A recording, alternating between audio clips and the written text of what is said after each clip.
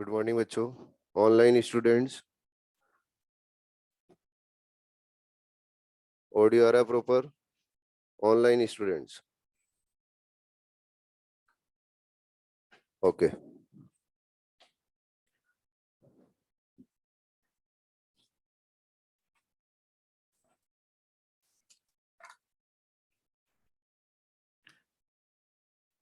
अपन बच्चों स्टार्ट करेंगे cell biology. अब आवाज नहीं आनी चाहिए। सेल बायोलॉजी और सेल बायोलॉजी का नीट के अंदर जो वेटेज है वो अच्छा है और टॉपिक भी बहुत इजी है। सेल बायोलॉजी के अंदर एक पार्ट आएगा सेल स्ट्रक्चर एंड फंक्शन और दूसरा पार्ट आएगा सेल डिवीजन।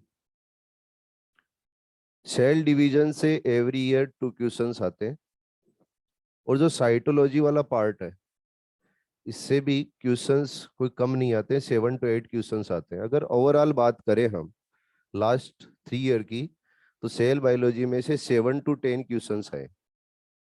मतलब छोटा सा टॉपिक है और अगर हम देखें तो अच्छा, मतलब अपन इसको अगर अच्छे से करें तो कंप्लीट सही कर सकते हैं। और क्वेश्चन भी इतने इजी आते हैं कि अगर आप क्लास में आराम से बैठ के सुनते हो, ओनली सुन रहे हो अच्छे से, तो आपका एक भी क्वेश्चन गलत नहीं होगा। लेकिन शर्त यह है कि आप अच्छे से सुनिए। कई लोग सुनते नहीं है अच्छे से, मतलब यहाँ बैठे रहते हैं फिजिकली लेकिन मेंटली कहीं और ही चल रहा है। ऐसा नहीं होना चाहिए। दूसरा पॉइंट, देखिए अपने पास टाइम बहुत कम है, मैं पहले ही बता देता हूँ। कई लोगों को क्या है, नोट्स बनाने की बड़ी आदत होती है, तो वो मेरे पास टाइम नहीं है, ना आपके पास इतना टाइम है। आप भी जानते हो कि एग्जामिनेशन जो टाइम है वही पास में ही है। गवर्नमेंट कभी भी एग्जाम डेट अनाउंस कर सकती है, तो जितना सिलेबस है उसको कवर किया जाए वो अच्छा है। अब देखो, लिखने के अंदर टाइम दे सकता हूँ लेकिन आपका टाइम जाएगा। दो तरीके हैं पढ़ने के। एक तो आपको साथ में लिखने भी दिया जाए। अगर लिखने दूंगा तो मेरे को तो मेरा टाइम कवर करना है, बीच में खा जाऊंगा, समझ रहे हो? और लिखने नहीं दूंगा तो फिर पूरा आपको डिलीवर करूंगा। हाँ, ये बात जरूर है कि मॉड्यूल की लाइनें बिल्कुल नहीं खाऊंगा, आपकी एनसीईआरटी की लाइनें बिल्कुल नहीं खाऊंगा, लेकिन जो एक्स्ट्रा देना है वो नहीं दूंगा बिल्कुल भी, अगर लिखोगे तो। और नहीं लिखोगे तो सब कुछ दूंगा। अब आप बताओ कैसे करना है?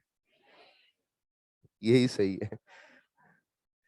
तो जो भी आपको एक्स्ट्रा पॉइंट लगे उसको आप अपने मॉड्यूल के अंदर ही नोट डाउन कर ले, यानी मॉड्यूल ही अपने क्या है, नोट्स है। ठीक है। दूसरा पॉइंट, अगर चलती क्लास में बीच में डाउट आए तो जब मैं समझा रहा हूँ बीच के अंदर हाथ खड़ा करके खड़ा नहीं होना है। ऑनलाइन वाले भी सुन ले, बीच में अगर जितने भी अगर करेंगे वो कमेंट तो मैं देखूंगा ही नहीं।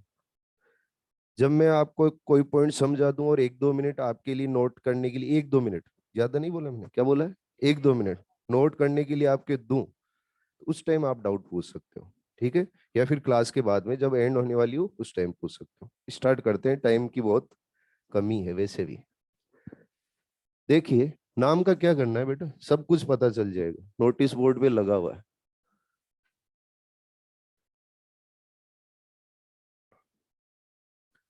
नाम में कुछ नहीं पड़ा है, सेल बायोलॉजी में ध्यान दो आप, क्योंकि काम में आपका ये आने वाला है, ये नहीं आने वाला है। साइटोलॉजी, साइटोलॉजी मींस क्या होता है? अगर हम बच्चे सेल, उस सेल के फंक्शन की स्टडी नहीं कर रहे हैं, ओनली स्ट्रक्चर की स्टडी कर रहे हैं, सेल स्ट्रक्चर स्टडी कर रहे हैं, तो क्या बोला जाएगा, साइटोलॉजी। और दूसरी टर्म आती है, वो आती है बच्चे सेल बायोलॉजी। क्या आती है? Cell biology. अब सेल बायोलॉजी और साइटोलॉजी के अंदर डिफरेंस क्या है? डिफरेंस बहुत है। सेल बायोलॉजी के अंदर cell structure, function and reproduction, यानी कंप्लीट अगर सेल की स्टडी कर रहे हैं तो क्या बोला जाएगा, सेल बायोलॉजी। अब आप बोलोगे कि सर रिप्रोडक्शन क्या होता है, सेल कैसे रिप्रोड्यूस करेगी? आप सभी जानते हो कि जब भी ऑर्गेनिज्म के नंबर इंक्रीज होते हैं तो हम क्या बोलते हैं उसको, रिप्रोडक्शन। चाहे वो एसेक्सुअली हो रहे हो और चाहे क्या हो रहे हो, सेक्सुअली हो रहे हो, यही बोलते हैं। यहां पर भी जब भी सेल है, उस सेल के नंबर इंक्रीज होंगे आप जानते हो 1 से 2 सेल फॉर्म होती है या फिर 1 से 4 सेल फॉर्म होती है। वो डिफरेंट डिफरेंट टाइप के क्या है, डिवीजन है। जब आगे चलेंगे तब समझ में आएगा। लेकिन जब हम बोल रहे हैं कि सेल के नंबर इंक्रीज हो रहे हैं तो क्या हो रहा है एक्चुअल में, रिप्रोडक्शन। तो एक्चुअल में जब हम सेल डिवीजन को भी इंक्लूड कर लेते हैं तो क्या बोलते हैं बच्चे, सेल बायोलॉजी। तो जब भी आपको बोला जाए कि सेल बायोलॉजी तो अपने आप सेल डिवीजन उसके अंदर इंक्लूड हो जाता है, ठीक है। और अगर बोले सिंपली साइटोलॉजी, मींस क्या, ओनली सेल की स्ट्रक्चर है उसकी स्टडी कर रहे हैं। और अगर सेल बायोलॉजी में देखेंगे स्ट्रक्चर भी आ जाएगा, फंक्शन भी आ जाएंगे और क्या आ जाएगा, रिप्रोडक्शन भी आ जाएगा। ओके बच्चों, उसके बाद में हम एनसीईआरटी के कुछ पॉइंट्स है वो डिस्कस करने जा रहे हैं। एनसीईआरटी के अंदर पॉइंट दे रखा है व्हाट इज सेल, सेल क्या है। हम बच्चों इस अर्थ के ऊपर जितने भी ऑर्गेनिज्म को देखें, चाहे कोई सा भी हो, एक्स वाई जेड, सभी ऑर्गेनिज्म के अंदर सेल है। विदाउट सेल किसी भी ऑर्गेनिज्म का कोई एग्जिस्टेंस नहीं है। मतलब लिविंग ऑर्गेनिज्म होने के लिए सेलुलर ऑर्गेनाइजेशन होना जरूरी है। तो हम बोल सकते हैं कि लिविंग ऑर्गेनिज्म की एक डिफाइनिंग प्रॉपर्टी क्या है, सेलुलर ऑर्गेनाइजेशन। अगर सेल नहीं है तो लिविंग ऑर्गेनिज्म नहीं होगा। अब बात आती है कि क्या सेल के नंबर भी ऑर्गेनिज्म टू ऑर्गेनिज्म वेरी करते हैं? बिल्कुल। कई ऐसे ऑर्गेनिज्म आपको मिलेंगे जिनके अंदर सिंगल सेल प्रेजेंट रहती है। अगर सिंगल सेल वाले ऑर्गेनिज्म है तो उनको हम नाम देंगे यूनिसेलुलर। कई अपने जैसे भी हैं जिनके अंदर बच्चों मिलियंस ऑफ सेल है। हम जब बाहर निकलते हैं तो बहुत सारे प्लांट्स भी अपने को दिखते हैं, वो प्लांट्स भी लिविंग है और वो भी, उनके अंदर भी अगर सेल्स के नंबर देखेंगे तो मिलियंस ऑफ सेल है। तो वो भी क्या है बच्चे, मिलियंस ऑफ सेल रखने वाले ऑर्गेनिज्म है। अगर मेनी सेल्स रखने वाले ऑर्गेनिज्म है तो उनको हम नाम देते हैं मल्टी सेलुलर। तो सेल नंबर के बेसिस पे हम ऑर्गेनिजम्स को 2 टाइप में डिवाइड कर सकते हैं। एक तो बच्चों यूनिसेलुलर और दूसरा मल्टी सेलुलर। फिर अगर और देखा जाए तो क्या यूनिसेलुलर ऑर्गेनिज्म है, और यूनिसेलुलर ऑर्गेनिज्म के अंदर हम अगर एग्जांपल ले तो अपने सामने बेस्ट एग्जांपल आता है बैक्टीरिया। बैक्टीरिया उसके अंदर बच्चों सिंगल सेल होती है और वो सेल जो रखता है वो प्रोकैरियोटिक टाइप की सेल होती है। कौन सी टाइप की? प्रोकैरियोटिक। अब ये प्रोकैरियोटिक टाइप की सेल कौन सी होती है ये भी आपको बताया जाएगा। लेकिन अभी आप ये ध्यान में रखिए कि बैक्टीरिया के अंदर कौन सी सेल मिलती है, प्रोकैरियोटिक। और बैक्टीरिया ऑलवेज सिंगल सेल रखता है, मतलब वो क्या है, यूनिसेलुलर। अब अगर यूनिसेलुलर है तो क्या सारे लाइफ के इसेंशियल फंक्शन सेल्फ परफॉर्म करता है? यस। किसी भी फंक्शन के लिए अदर के ऊपर डिपेंड नहीं करता है। आप बोलोगे सर लाइफ के फंक्शन कौन से फंक्शन? बच्चों उसकी मेटाबॉलिक रिएक्शन है तो वो सेल भी परफॉर्म करेगा, किसी दूसरी सेल के ऊपर डिपेंड थोड़ी करेंगे। अगर दूसरी सेल है वो अगर मेटाबॉलिज्म करवाती है तो हम बोलेंगे ये तो डिपेंडेंट, लेकिन उसकी जो सेल है वही क्या करती है, मेटाबॉलिज्म। इसके अलावा जब भी सेल को ग्रोथ करनी है तो वही सेल करती है, सिंगल सेल। और जब भी रिप्रोडक्शन करना होता है तो वही करेगी। यानी वो सेल क्या है, इंडिपेंडेंट है। क्या है बच्चे, इंडिपेंडेंट। तो अगर यूनिसेलुलर ऑर्गेनिज्म है वो इंडिपेंडेंट है, यानी इंडिपेंडेंट एग्जिस्टेंस शो कर रहा है, तो क्या मल्टीसेलुलर ऑर्गेनिज्म भी इंडिपेंडेंट एग्जिस्टेंस शो करेगा? बिल्कुल। अगर यूनिसेलुलर ही इंडिपेंडेंट एग्जिस्टेंस शो कर रहा है तो मल्टीसेलुलर तो अपने आप इंडिपेंडेंट एग्जिस्टेंस शो करेगा। तो इस अर्थ के ऊपर जितने भी सेलुलर ऑर्गेनाइजेशन रखने वाले ऑर्गेनिज्म है वो सारे के सारे क्या रखते हैं बच्चे, इंडिपेंडेंट एग्जिस्टेंस।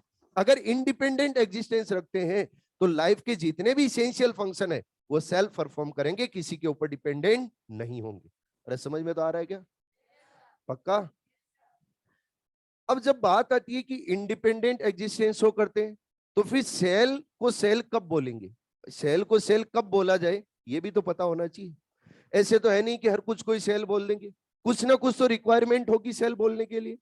तो रिक्वायरमेंट क्या है सेल बोलने के लिए? तो बच्चों 3 कंपोनेंट रिक्वायर्ड होते हैं सेल को सेल बोलने के लिए। कितने कंपोनेंट? 3 कंपोनेंट। वो 3 कंपोनेंट कौन कौन से हैं, उन 3 कंपोनेंट के बारे में बात करते हैं। 3 कंपोनेंट के अंदर पहला कंपोनेंट है बच्चों, सेल के अराउंड एक बाउंड्री प्रेजेंट रहती है। सेल के अराउंड क्या प्रेजेंट रहती है? बाउंड्री। वो बाउंड्री बच्चों बहुत थिन होती है। क्या होती है? थिन। थिक नहीं बोल रहा हूं, क्या बोल रहा हूं, थिन। थिन इन नेचर होती है और उस बाउंड्री को बोला जाता है सेल मेम्ब्रेन। क्या बोला जाता है? Cell membrane. तो फर्स्ट जो रिक्वायरमेंट है वो क्या होनी चाहिए बच्चे? Cell membrane. ये आपके सामने मैंने बाउंड्री शो की है सेल की, और ये बाउंड्री क्या है बच्चे? Cell membrane. सेल मेम्ब्रेन और सेल मेम्ब्रेन को एक और नाम दिया जाता है और इसी को बोला जाता है बच्चे प्लाज्मा मेम्ब्रेन। क्या बोला जाता है? Plasma membrane. अब जो प्लाज्मा मेम्ब्रेन और सेल मेम्ब्रेन है, ये जब भी सेल की ग्रोथ होती है तो कंटिन्यूअस इसका भी बच्चों जो डायमीटर है वो क्या होता रहता है? इंक्रीज होता रहता है। यानी कंटिन्यूअस ये भी इंक्रीज होती रहती है। अगर ये भी इंक्रीज होती रहती है तो क्या इसकी लिमिट है या कोई लिमिट नहीं है? कोई लिमिट नहीं है। जितनी बच्चों इसको इंक्रीज कर सकते हैं वो करना चाह सकते हैं उतनी उसको इंक्रीज कर सकते हैं।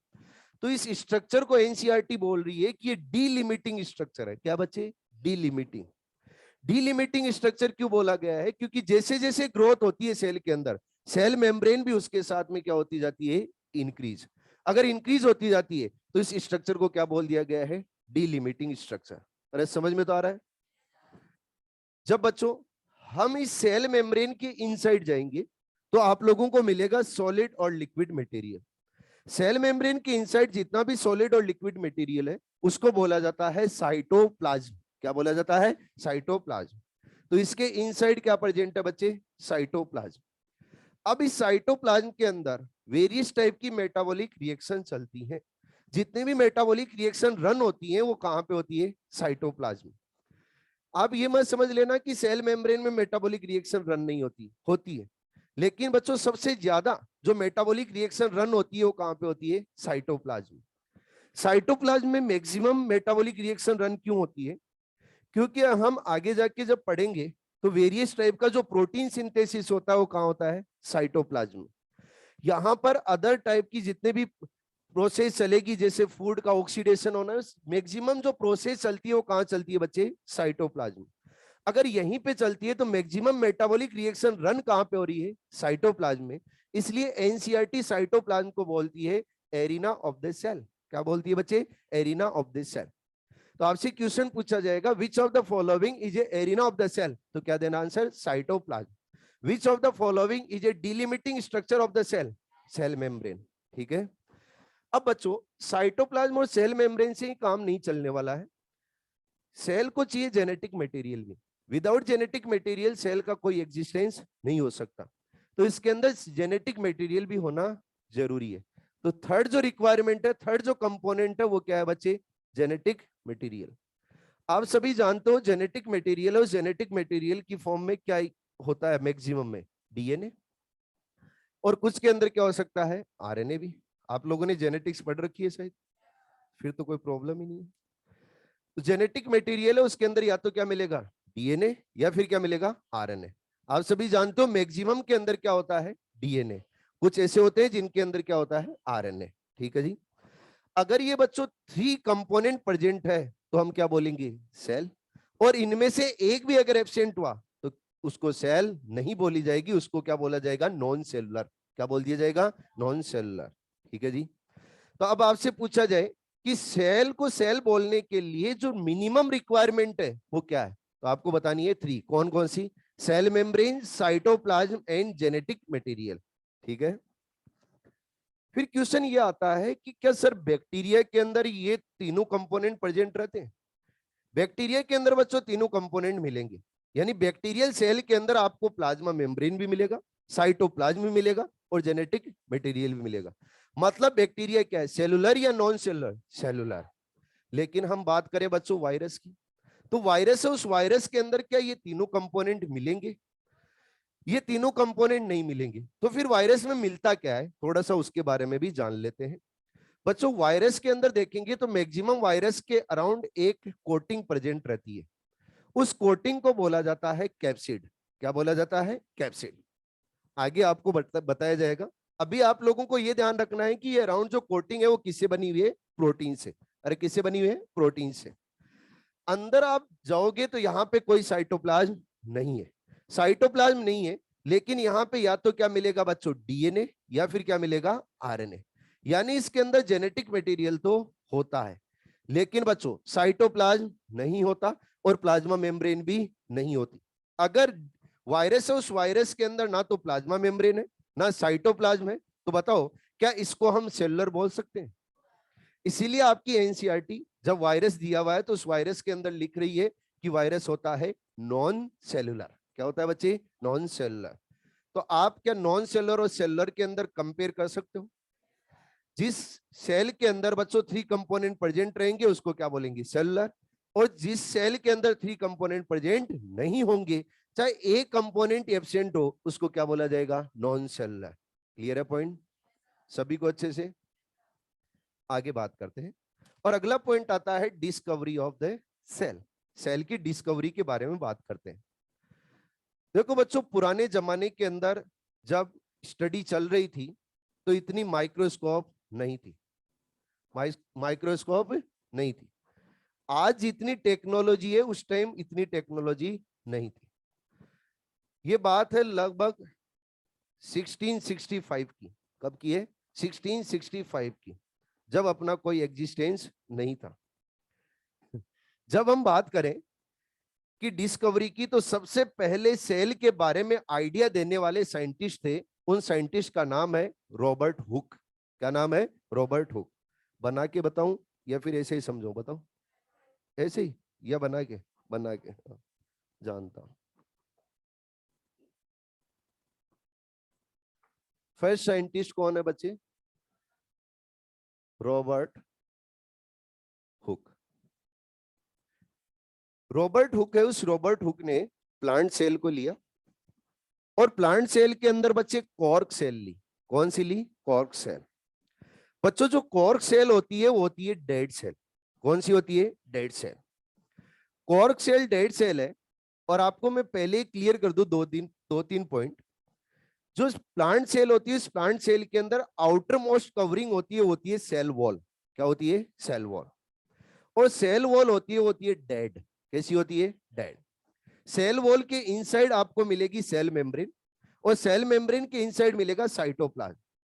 सेल वॉल को छोड़ के जितना भी पार्ट है वो क्या है? लिविंग।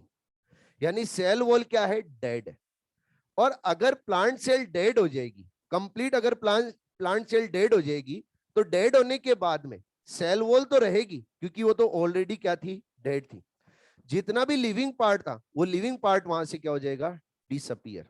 यानी लिविंग पार्ट क्या हो जाता है? डिसअपियर। अगर लिविंग पार्ट डिसअपियर हो जाता है तो बच्चों उसके अंदर ओनली क्या दिखेगा? Cell wall. क्या विजिबल होगा? Cell wall.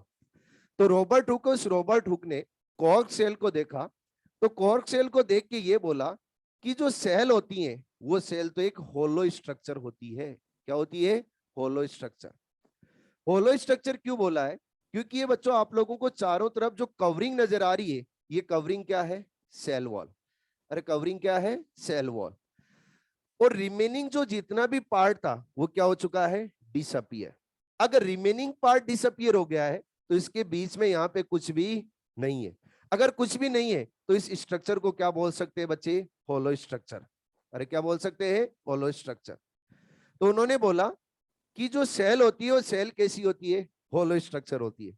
लेकिन आज हम देखें तो क्या बच्चों सेल एक होलो स्ट्रक्चर होती है? सेल कभी भी एक होलो स्ट्रक्चर नहीं हो सकती।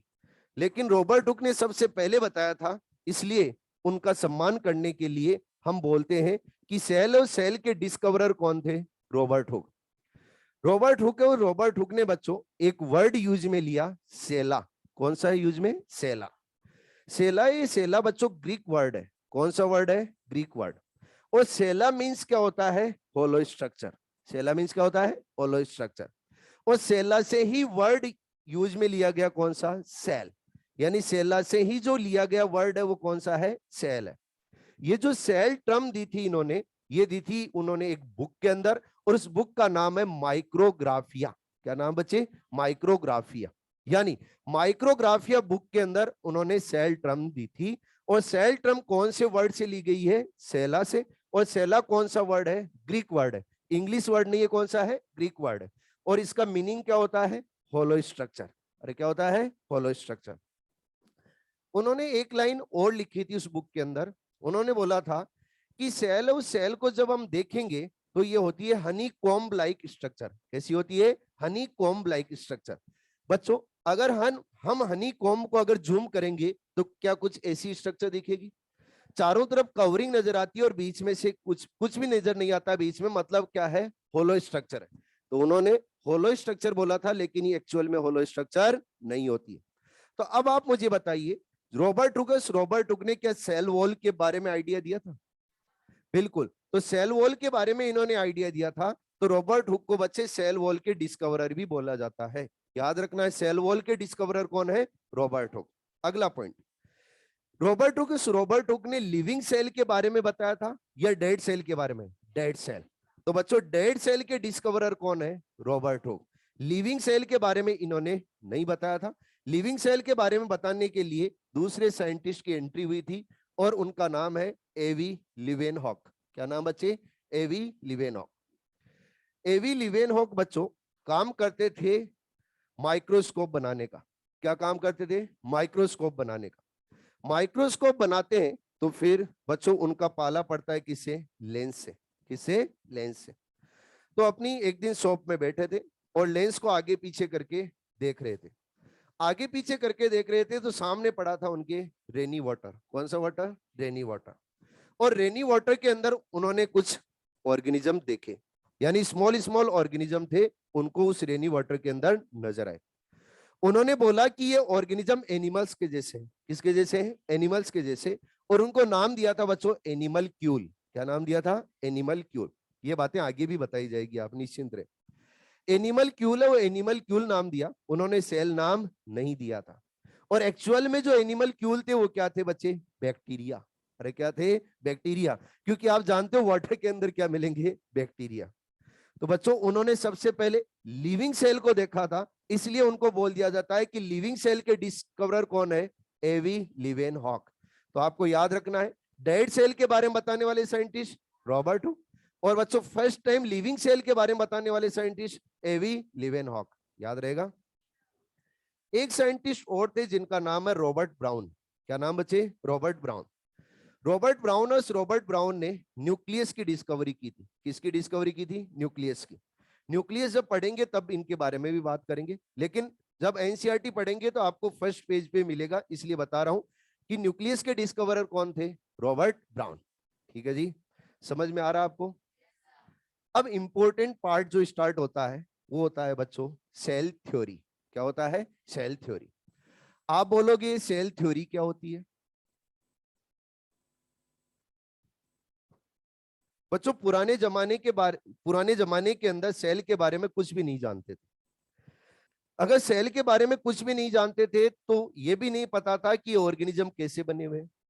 तो अलग अलग साइंटिस्टों ने अपने अपने व्यू रखे कि ऑर्गेनिज्म कैसे फॉर्म हुए, किससे फॉर्म हुए। तो इन सब के बारे में जब बताया तो क्या आई बच्चे? Cell theory. और सेल थ्योरी दी थी दो साइंटिस्टों ने मिलकर। एक साइंटिस्ट का नाम है बच्चे स्लाइडिन और दूसरे का नाम है स्वान। ये दोनों इंपॉर्टेंट है, ध्यान से सुनना। फर्स्ट साइंटिस्ट कौन है बच्चे? स्लाइडिन। और दूसरे कौन से हैं? स्वान। स्लाइडेन और स्वान के बारे में बात करते हैं। सबसे पहले बच्चों जो स्लाइडेन है, वो स्लाइडेन रहने वाले थे जर्मनी के। अगर जर्मनी के रहने वाले थे तो इनको बोला जाता है जर्मन साइंटिस्ट। क्या बोला जाता है? German scientist. स्वान है, वो स्वान बच्चों ब्रिटेन के रहने वाले थे। अगर ब्रिटेन के रहने वाले हैं तो उनको बोला जाता है बच्चे ब्रिटिश साइंटिस्ट। कौन से साइंटिस्ट? British scientist. बच्चों स्वान काम करते थे प्लांट्स के ऊपर। किसके ऊपर काम करते थे? प्लांट्स के ऊपर। जब प्लांट्स के ऊपर काम करते थे, और जो भी साइंटिस्ट प्लांट्स पे वर्क करता है उसको बोला जाता है बॉटनिस्ट। क्या बोला जाता है? बॉटनिस्ट। तो बच्चे स्लाइडेन कौन है? बॉटनिस्ट। और जो स्वान है, वो स्वान बच्चों एनिमल्स के ऊपर वर्क करते थे, और जो एनिमल्स के ऊपर वर्क करते हैं उनको क्या बोला जाता है? जूलॉजिस्ट। जिसमें भी आपको भी बहुत ज्यादा इंटरेस्ट रहता है ना? बॉटनी का नाम आते ही पसीना आ जाता है आपके। यही होता है ना? होता है ना ये? लेकिन ध्यान रखना, बिना बॉटनी के सिलेक्शन पॉसिबल नहीं है। अब देखो यहां से क्वेश्चन पूछा जाता है कि कौन बॉटनिस्ट है, कौन जूलॉजिस्ट है। अभी तो याद है आपको, लेकिन जब मेजर आएंगे और जब नीट आएगा तब तक ये दोनों मिक्स हो चुके होंगे। फिर वो होता है कि कौन बॉटनिस्ट है और कौन जूलॉजिस्ट है। और ऐसा लॉलीपॉप क्वेश्चन गलत होता है तो फिर अपने आप को कोई माफ भी नहीं कर पाता है कि मैं इतना इजी क्वेश्चन गलत करके आया हूं। होता ही नहीं होता है। अब देखो, इसको याद करने का सबसे अच्छा तरीका है बच्चों, स्वान है किसको बोला जाता है? डॉग को। मेरे हिसाब से तो आप ज्यादा जानते हो, जूलॉजिस्ट हो आप सभी। डॉग को क्या बोला जाता है? स्वान। और डॉग क्या है? एनिमल है या प्लांट है? एनिमल, ठीक है ना। तो एनिमल्स और एनिमल्स में स्टडी करने वाले कौन है साइंटिस्ट? स्वान। और देखो इंडिया के ऊपर हजारों साल जो राज करने वाले थे वो कौन थे? ब्रिटेन वाले थे। तो एक्चुअल में वो स्वान ही थे अपने लिए तो, ठीक है ना। तो ये स्वान है। स्वान क्या है बच्चे? ब्रिटिश साइंटिस्ट है। और ये क्या है? जूलॉजिस्ट है, ठीक है जी। अब एक एक करके दोनों के बारे में डिटेल में जानकारी लेते हैं। सबसे पहले बात करें बच्चे स्लाइडेन के बारे में। स्लाइडेन ने बच्चे प्लांट्स के ऊपर स्टडी की, और प्लांट्स में उन्होंने छोटे प्लांट से लेके बड़े प्लांट सभी को देखा। सभी प्लांट्स को देखने पे, सोना नहीं है, नहीं तो बाहर, ठीक है, चाहे कोई बुरा माने चाहे अच्छा माने। पढ़ना है तो बैठिए, नहीं पढ़ना है तो गेट खुला है, खोपड़ा ना खराब है। कहा था? स्वान पे। स्वान है। स्वान ने बच्चे प्लांट्स को सभी को देखा, छोटे से लेके बड़े प्लांट सभी के ऊपर स्टडी की। सॉरी, स्लाइडेन ने बच्चे छोटे प्लांट से लेके बड़े प्लांट सभी के ऊपर स्टडी की। और सभी प्लांट्स की स्टडी करने के बाद में वो फाइनल कंक्लूजन पे पहुंचे। तो उन्होंने ये देखा कि सारे प्लांट्स हैं वो सेल से बने, यानी सभी प्लांट्स के अंदर क्या प्रेजेंट है? सेल। विदाउट सेल कोई भी प्लांट नहीं है, यानी सभी सेल्स के अंदर सभी प्लांट्स के अंदर क्या प्रेजेंट है? सेल्स है। अब हो सकते हैं कि कुछ प्लांट है उनके अंदर सिंगल सेल है, और कुछ प्लांट है उनके अंदर क्या है? मेनी सेल्स है। एक्चुअल में देखा जाए तो मेनी सेल्स वाले ज्यादा है, तो क्या बोला जाएगा? Multi cellular. यस और नो? तो उन्होंने बोला ऑल प्लांट्स हैव सेल्स। जितने भी प्लांट्स हैं वो सारे के सारे क्या रखते हैं? सेल्स रखते हैं। और सारे प्लांट्स किससे बने हुए हैं? सेल से बने हुए। उन्होंने एक लाइन और बोली कि इनके अंदर एक मटेरियल और मिलता है। क्या मिलता है? मटेरियल। वो मटेरियल क्या है? एक्चुअल में जो सेल है उस सेल के इनसाइड बच्चों कार्बोहाइड्रेट मिलता है, प्रोटीन मिलता है, फैट मिलता है, न्यूक्लिक एसिड मिलता है। बायोमोलिक्यूल पढ़ रखा है अच्छे से, आप लोगों ने पीएचडी कर रखी है बायोमोलिक्यूल में, कोई प्रॉब्लम नहीं है। कार्बोहाइड्रेट मिलता है। कार्बोहाइड्रेट मिलेगा तो कहां मिलेगा? सेल में मिलेगा। अगर हम बात करें प्रोटीन की, तो विदाउट प्रोटीन तो बच्चों प्रोटोप्लाज्म का फॉर्मेशन ही पॉसिबल नहीं है, ठीक है जी। इसके अलावा फैट भी मिलते हैं, और न्यूक्लिक एसिड तो इसेंशियल है, क्योंकि न्यूक्लिक एसिड के बिना तो जेनेटिक मटेरियल ही फॉर्म नहीं होगा। अरे पता है ना। एक्चुअल में न्यूक्लिक एसिड का बेस्ट एग्जांपल क्या है? DNA, RNA. यस और नो? तो उन्होंने बोला कि जितने भी प्लांट्स हैं वो प्लांट्स क्या रखते हैं? सेल रखते हैं। और क्या रखेंगे बच्चे? उनके प्रोडक्ट रखेंगे। क्या रखेंगे? प्रोडक्ट। प्रोडक्ट्स एक्चुअल में क्या है? सेल के प्रोडक्ट क्या होंगे? Carbohydrate, protein, fat, nucleic acid. उन्होंने ये भी बोला कि जो प्लांट्स है उन प्लांट्स के अंदर ये जो सेल्स है, ये सेल्स बनाती है ग्रुप। क्या बनाती है? ग्रुप। और आप जानते हो जब भी ग्रुप बनेगी, ग्रुप ऑफ सेल होगी, तो क्या बोला जाएगा? टिश्यू। यानी टिश्यू के बारे में भी आइडिया दिया था किसने बच्चे? स्लाइडेन ने, ठीक है जी। फिर उसके बाद में बच्चे स्वान आए, और स्वान है, स्वान ने एनिमल्स के ऊपर स्टडी की।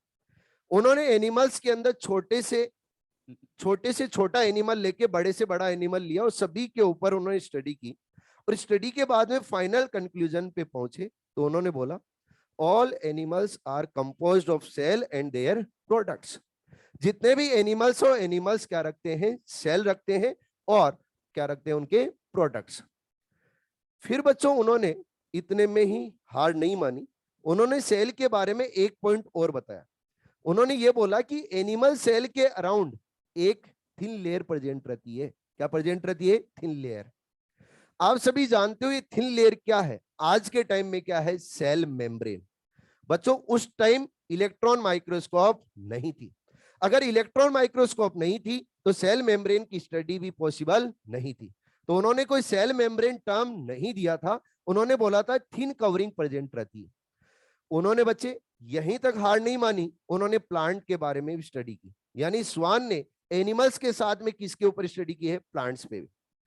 प्लांट्स में स्टडी की तो उन्होंने बोला कि प्लांट्स और प्लांट्स के अंदर एनिमल से एक ज्यादा कवरिंग प्रेजेंट रहती है, यानी एनिमल्स के अंदर तो ओनली थिन लेयर ही प्रेजेंट रहती है बाउंड्री की फॉर्म में, लेकिन प्लांट्स के अंदर उस थिन लेयर के अराउंड भी एक लेयर और प्रेजेंट रहती है, वो क्या बच्चे, सेल वॉल। ठीक है जी। तो उन्होंने बोला कि ये सेल वॉल है, सेल वॉल प्लांट्स का यूनिक कैरेक्टर है। सेल वॉल क्या है, प्लांट्स का यूनिक कैरेक्टर। एक्चुअल में अगर आज आपसे पूछा जाए कि क्या सेल वॉल प्लांट्स का यूनिक कैरेक्टर है, क्या हम बोल सकते हैं कि सेल वॉल ओनली प्लांट्स में मिलता है? यूनिक कैरेक्टर तो तभी होगा जब ओनली उसी के अंदर मिले। नहीं बच्चों, ऐसा नहीं बोल सकते। लेकिन उस टाइम उन्होंने बोला था, और क्यों बोला था, क्योंकि ओनली उन्होंने प्लांट सेल का कंपैरिजन किया था एनिमल सेल से। जब प्लांट सेल को एनिमल सेल से कंपेयर किया तो उन्होंने बोला कि प्लांट सेल के अंदर तो सेल वॉल प्रेजेंट है, लेकिन एनिमल सेल के अंदर सेल वॉल एब्सेंट है। तो उन्होंने प्लांट सेल का बच्चे यूनिक कैरेक्टर क्या बताया, सेल वॉल। आज हम जानते हैं बैक्टीरिया के अंदर भी सेल वॉल होती है, फंजाई के अंदर भी सेल वॉल रहेगी, और भी बहुत सारे ऑर्गेनिज्म है जिनके अंदर क्या मिलती है बच्चे, सेल वॉल।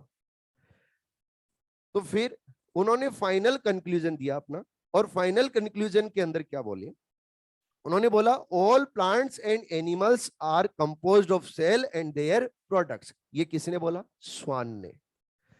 जब बच्चे स्वान ने बोला कि all plants and animals are composed of cell and their products, तो फिर पहले स्लाइडेन ने क्या बोला था, all plants are composed of cell and their products.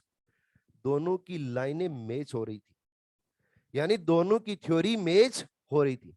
जब दोनों की थ्योरी मैच हो रही थी तो दोनों एक जगह आए, और दोनों एक जगह आके उनको बिठाया गया, और दोनों ने बच्चों डिस्कशन किया कि अपनी थ्योरी मैच हो रही है। अगर हम अपन दोनों ने अलग अलग थ्योरी दी तो दुनिया जीने नहीं देगी, तो क्यों ना इस थ्योरी को मिक्स कर दिया जाए।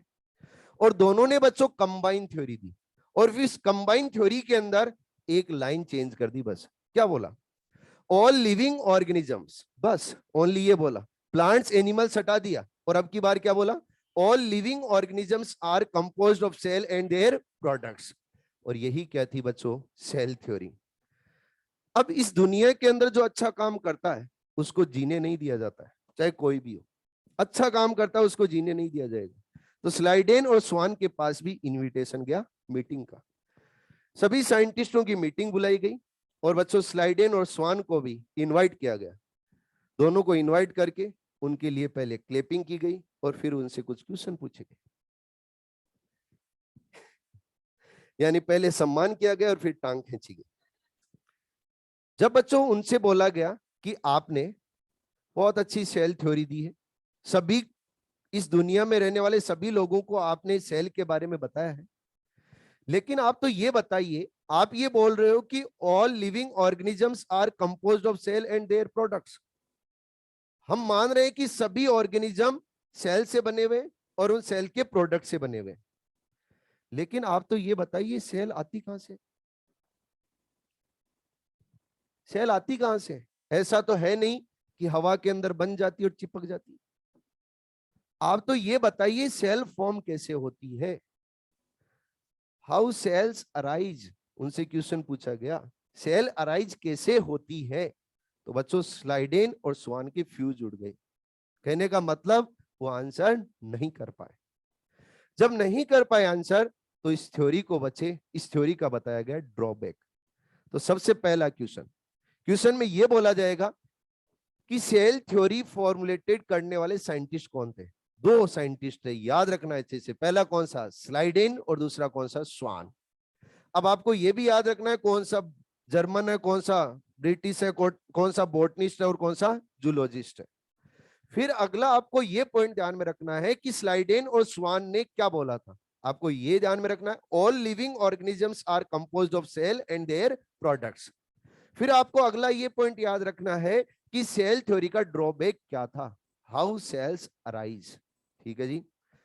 जब बच्चों सेल थ्योरी का ड्रॉबैक मार्केट में आ गया, तो फिर अपने जैसे कलाकार बहुत है, उन्होंने उस जो क्वेश्चन मार्क लगा था उसका सॉल्यूशन निकालने के लिए आगे बढ़े। और जब आगे बढ़े तो 1855 के अंदर एक नए साइंटिस्ट की एंट्री हुई, और उस साइंटिस्ट का नाम बच्चे रोडोल्फ विर्चो। रोडोल्फ विर्चो के बारे में बात की जाए तो रोडोल्फ विर्चो ने बच्चों एक स्टेटमेंट दिया, और स्टेटमेंट बोला ओमनी सेलुला ई सेलुला, समझ में आ गया? वेरी गुड, ग्रीक आती है आपको तो है। आजकल मैंने देखा एलन के अंदर ग्रीक समझने वाले बच्चे आ गए हैं, इंग्लिश तो समझ में आती नहीं है, ग्रीक आने लग गई है। क्या बात है। ओमनी सेलुला ई सेलुला, ये बच्चों ग्रीक के अंदर है, कोई इंग्लिश में नहीं है। इसको हम इंग्लिश में कन्वर्ट करते हैं।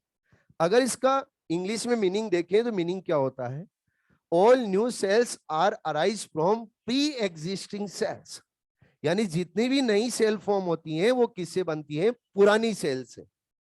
अब बात आती है कि पुरानी सेल से कैसे बनती है। बच्चों जब भी हम बात करें कि ओल्ड सेल से न्यू सेल फॉर्म होगी, तो ये आपके सामने मैंने रखी है ओल्ड सेल। कौन सी सेल रखी है, ओल्ड सेल। अब ओल्ड सेल से न्यू सेल फॉर्म होगी, तो मैं बोल रहा हूं जनरली जो फॉर्म होती है 1 सेल से 2 सेल फॉर्म होती है, जनरली बोला है मैंने। अब जब भी 1 से 2 सेल फॉर्म हो रही है तो किससे हो रही है बच्चे, डिवीजन से। अरे किससे, डिवीजन से। यानी जितनी भी न्यू सेल्स फॉर्म होती हैं वो ओल्ड सेल से फॉर्म हो रही हैं, प्री एग्जिस्टिंग सेल से फॉर्म हो रही हैं, तो किससे होगी बच्चे, सेल डिवीजन से। तो सेल डिवीजन के बारे में सबसे पहले आइडिया किसने दिया, रोडॉल्फ विर्चो। याद रखना अच्छे से, सेल डिवीजन के अंदर पॉइंट काम में आएगा ये। तो फिर रोडॉल्फ विर्चो ने बच्चों अपनी थ्योरी को फाइनल टच दिया और उन्होंने बोला, देखो क्या थ्योरी दी है। उन्होंने बोला all living organisms are composed of cell and their products. बस एक लाइन तो सेम ही रख दी। और दूसरा बच्चों स्टेटमेंट उन्होंने और ऐड कर दिया, all cells form pre existing cell, यानी प्री एग्जिस्टिंग सेल से ही क्या होगी, न्यू सेल्स फॉर्म होगी। ठीक है जी। अब आपसे क्वेश्चन पूछा जाएगा, ओमनी सेलुला ई सेलुला स्टेटमेंट किसने दिया, रोडोल्फ विर्चो। सरासर लॉलीपॉप क्वेश्चन 2019 में आया हुआ है, नीट के अंदर आया हुआ है क्या, नीट के अंदर आया हुआ है 2019 में। और सीधा पूछा कि ओमनी सेलुला ई सेलुला स्टेटमेंट किसने दिया था, रोडोल्फ विर्चो। एक बार बच्चों ये पूछा गया कि omni cellula e cellula means क्या होता है, all new cells are arise from pre existing cells. ऐसे लॉलीपॉप क्वेश्चन तो कभी भी गलत नहीं होने चाहिए, नहीं होंगे ना, पक्का। अब देखो अभी तक जो पढ़ा है उसमें से क्वेश्चंस क्या क्या बनते हैं एक बार फिर से मैं आपको बता देता हूं, क्योंकि देखो यहां पे रटना इंपॉर्टेंस नहीं रखता है, क्वेश्चंस क्या अराइज होते हैं वो ध्यान में रहने जरूरी है। फर्स्ट, सेल के डिस्कवरर रॉबर्ट हुक या लिवेनॉक, रॉबर्ट हुक, पक्का। अब देखो ना तो आपको मैंने फर्स्ट बोला है ना सेकंड बोला है, ना लिविंग बोला है ना डेड बोला है। तो फर्स्ट जिसने डिस्कवरी की है सबसे पहले उसी के लिए बोलेंगे, तो कौन है, रॉबर्ट हुक। फिर बोला जाए living cell discoverer AV Leeuwenhoek, nucleus discoverer Robert Brown. ठीक है जी। Cell theory given by Schleiden and Schwann. Cell theory को मॉडिफाइड किसने किया, किसने, रोडोल्फ विर्चो।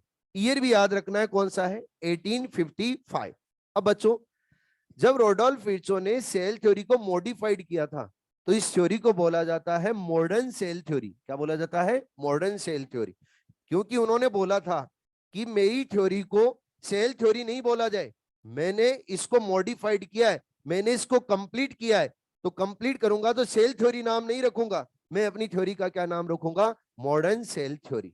तो यह भी क्वेश्चन पूछा जाता है कि सेल थ्योरी को कंप्लीट करने वाले साइंटिस्ट कौन थे, Rudolf Virchow. Modern cell theory देने वाले कौन scientist, Rudolf Virchow. Omnis cellula e cellula means क्या होता है, all new cells are arise from pre existing cells. ठीक है जी। और वो प्री एग्जिस्टिंग सेल से कैसे बनती है भाई, सेल डिवीजन। ठीक है जी। अरे समझ में तो आ रहा है, श्योर ना। आगे आगे बात करें तो बच्चों अगला पॉइंट आता है कि सेल्स कितनी टाइप की होती हैं। देखो सेल्स है वो सेल्स 2 टाइप की होती हैं। एक सेल है जिसको बोला जाता है प्रोकैरियोटिक सेल, इधर ध्यान देना सारे, यानी सेल कितने टाइप की रहेंगी, 2 टाइप की। एक को तो क्या बोला जाएगा, प्रोकैरियोटिक सेल।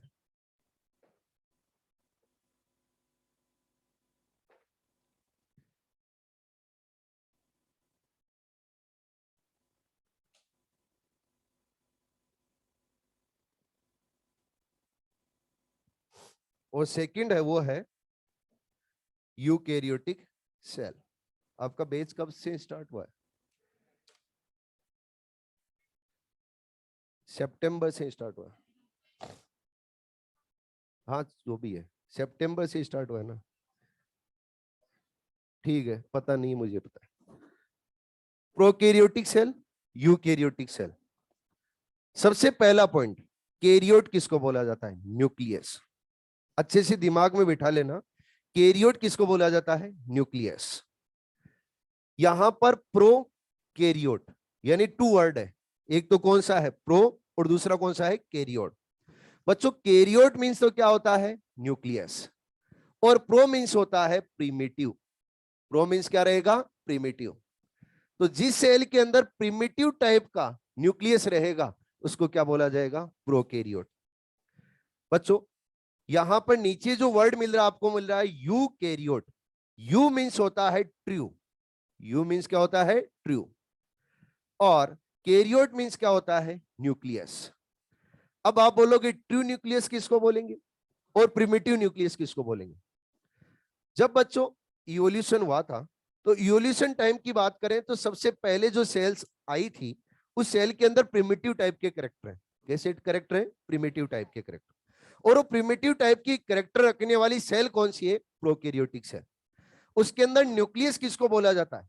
जो साइटोप्लाज्म में जेनेटिक मटेरियल पड़ा रहता है उसी को क्या बोल दिया जाता है? न्यूक्लियस। यानी जेनेटिक मटेरियल जो पड़ा रहेगा, एक रीजन बनाएगा साइटोप्लाज्म में, उसी को क्या बोल दिया जाता है? न्यूक्लियस। लेकिन यूकैरियोटिक सेल के अंदर जेनेटिक मटेरियल के अराउंड मेम्ब्रेन प्रेजेंट रहेगी। जेनेटिक मटेरियल के अराउंड क्या रहेगी? मेम्ब्रेन। अगर जेनेटिक मटेरियल के अराउंड मेम्ब्रेन प्रेजेंट है तो उस मेम्ब्रेन को बोल दिया जाता है न्यूक्लियर मेम्ब्रेन। क्या बोल दिया जाता है? Nuclear membrane. अगर न्यूक्लियस न्यूक्लियस है, उस न्यूक्लियस में न्यूक्लियर मेम्ब्रेन प्रेजेंट है तो हम उसको क्या बोलते हैं बच्चे? Complete nucleus, true nucleus. और अगर न्यूक्लियर मेम्ब्रेन नहीं है तो उसको क्या बोलते हैं? Primitive nucleus. ठीक है। तो जिस सेल के अंदर न्यूक्लियस है उस न्यूक्लियस के अराउंड न्यूक्लियर मेम्ब्रेन नहीं होगी उसको हम क्या बोलेंगे? Prokaryotic cell. और जिस सेल के अंदर बच्चों न्यूक्लियस के अराउंड न्यूक्लियर मेम्ब्रेन प्रेजेंट रहेगी उसको क्या बोलेंगे? Eukaryotic cell. ठीक है जी। इसके अलावा प्रोकैरियोटिक सेल के अंदर साइटोप्लाज्म में आपको मेम्ब्रेन बाउंड सेल ऑर्गेनल्स नहीं मिलेंगे। सेल ऑर्गेनल्स क्या होते हैं? माइटोकॉन्ड्रिया का नाम सुना है? क्लोरोप्लास्ट का नाम सुना है? ईआर का नाम सुना है? ये सारे क्या है बच्चे? Cell organelles. तो ये मेम्ब्रेन बाउंड सेल ऑर्गेनल्स के नाम लिए मैंने, राइबोसोम का नाम नहीं लिया है। राइबोसोम के अंदर कोई मेम्ब्रेन नहीं होती। तो जो मेम्ब्रेन बाउंड सेल ऑर्गेनल्स हैं ये प्रोकैरियोटिक सेल के अंदर होते हैं एब्सेंट। लेकिन यूकैरियोटिक सेल के अंदर मेम्ब्रेन बाउंड सेल ऑर्गेनल्स होते हैं प्रेजेंट। ठीक है जी। और बाकी जो डिफरेंस है जैसे जैसे अपन आगे पढ़ते जाएंगे सामने आते जाएंगे। अरे ठीक है, समझ में तो आ रहा है ना आपको? अब बच्चों सबसे पहले आपको मैं ये क्लियर कर दूं कि जब आप एनसीईआरटी पढ़ोगे तो एनसीईआरटी के अंदर प्रोकैरियोटिक सेल के बारे में भी दे रखा है। एनसीईआरटी के अंदर 132 133 पेज नंबर के ऊपर आप लोगों को लिखा मिलेगा प्रोकैरियोटिक सेल के बारे में। प्रोकैरियोटिक सेल के बारे में अभी नहीं पढ़ना आपको, ओनली यूकैरियोटिक सेल के बारे में पढ़ना है। आपकी प्लांट डाइवर्सिटी हो गई है क्या? नहीं हुआ ना? तो जो प्रोकैरियोटिक सेल है उस प्रोकैरियोटिक सेल को आपको पढ़ाया जाएगा कहां? प्लांट डाइवर्सिटी में। प्लांट डाइवर्सिटी में पढ़ाया जाएगा। आप ऐसे मत सोचना कि मास्टर गोली देके जा रहा है, नहीं। आप चाहे मॉड्यूल नंबर आपका 4 होगा, उस मॉड्यूल नंबर 4 के अंदर किंगडम मोनेरा खोल के देख लेना, उस किंगडम मोनेरा के अंदर प्रोकैरियोटिक सेल की कंप्लीट इंफॉर्मेशन दे रखी है। तो आपको प्रोकैरियोटिक सेल के बारे में कहां पढ़ाया जाएगा? Plant diversity. आप बोलोगे वहां क्यों पढ़ाया जाएगा? क्योंकि बच्चे वहां मोनेरा के अंदर बैक्टीरिया होते हैं, बैक्टीरिया के अंदर कौन सी सेल होती है? Prokaryotic cell. तो वहां पे बताया जाएगा। हम जो पढ़ेंगे, जिसके बारे में पढ़ेंगे वो कौन सी सेल होगी? Eukaryotic cell. यानी अब से जितने भी बातें करेंगे किसके बारे में बात करेंगे? Eukaryotic cell. बच्चों हम यूकैरियोटिक सेल को लें तो यूकैरियोटिक सेल के अराउंड प्रेजेंट रहती है बाउंड्रीज। क्या प्रेजेंट रहती है? बाउंड्रीज। अब बाउंड्रीज के अंदर क्या क्या होता है वो भी समझना जरूरी है। तो यूकैरियोटिक सेल के अंदर हम देखेंगे तो बाउंड्रीज के अंदर एक तो मिलेगी बच्चे सेल वॉल। क्या मिलेगी बच्चे? Cell wall. सेल वॉल और सेल वॉल क्या एनिमल सेल के अंदर प्रेजेंट रहती है? हेलो, अरे बच्चों ये तो पता है ना, एनिमल सेल के अंदर क्या सेल वॉल प्रेजेंट या एब्सेंट है? आप लोगों में से कितने हैं जो रिपीटर है? रिपीटर मतलब पहले ही कोचिंग कर चुके हैं कहीं पे भी? ठीक है, बाकी सब अभी 12th पास स्टूडेंट है करंट में, 12th पास है, कन्फर्म है ना? पास तो सेल वॉल, सेल वॉल और सेल वॉल बच्चों सभी यूकेरियोट्स में नहीं मिलती, लेकिन मिलती है। उसके बाद में सेल मेम्ब्रेन, सेल मेम्ब्रेन की बात की जाए तो सेल मेम्ब्रेन बच्चों सभी के अंदर मिलेगी। तो सेल मेम्ब्रेन क्या होती है? यूनिवर्सल। क्या होती है? यूनिवर्सल। जब सेल मेम्ब्रेन के इनसाइड जाएंगे तो मिलेगा साइटोप्लाज्म। क्या मिलेगा? साइटोप्लाज्म। और साइटोप्लाज्म के इनसाइड मिलेगा बच्चे न्यूक्लियस। क्या मिलेगा? न्यूक्लियस। यानी यूकेरियोटिक सेल के अंदर वेल डेवलप्ड न्यूक्लियस होगा। अगर वेल डेवलप्ड न्यूक्लियस है तो एडवांस टाइप का न्यूक्लियस मिलता है किसके अंदर? यूकेरियोटिक सेल में। तो यूकेरियोटिक सेल के अंदर मोस्ट एडवांस न्यूक्लियस सेल मिलेगा।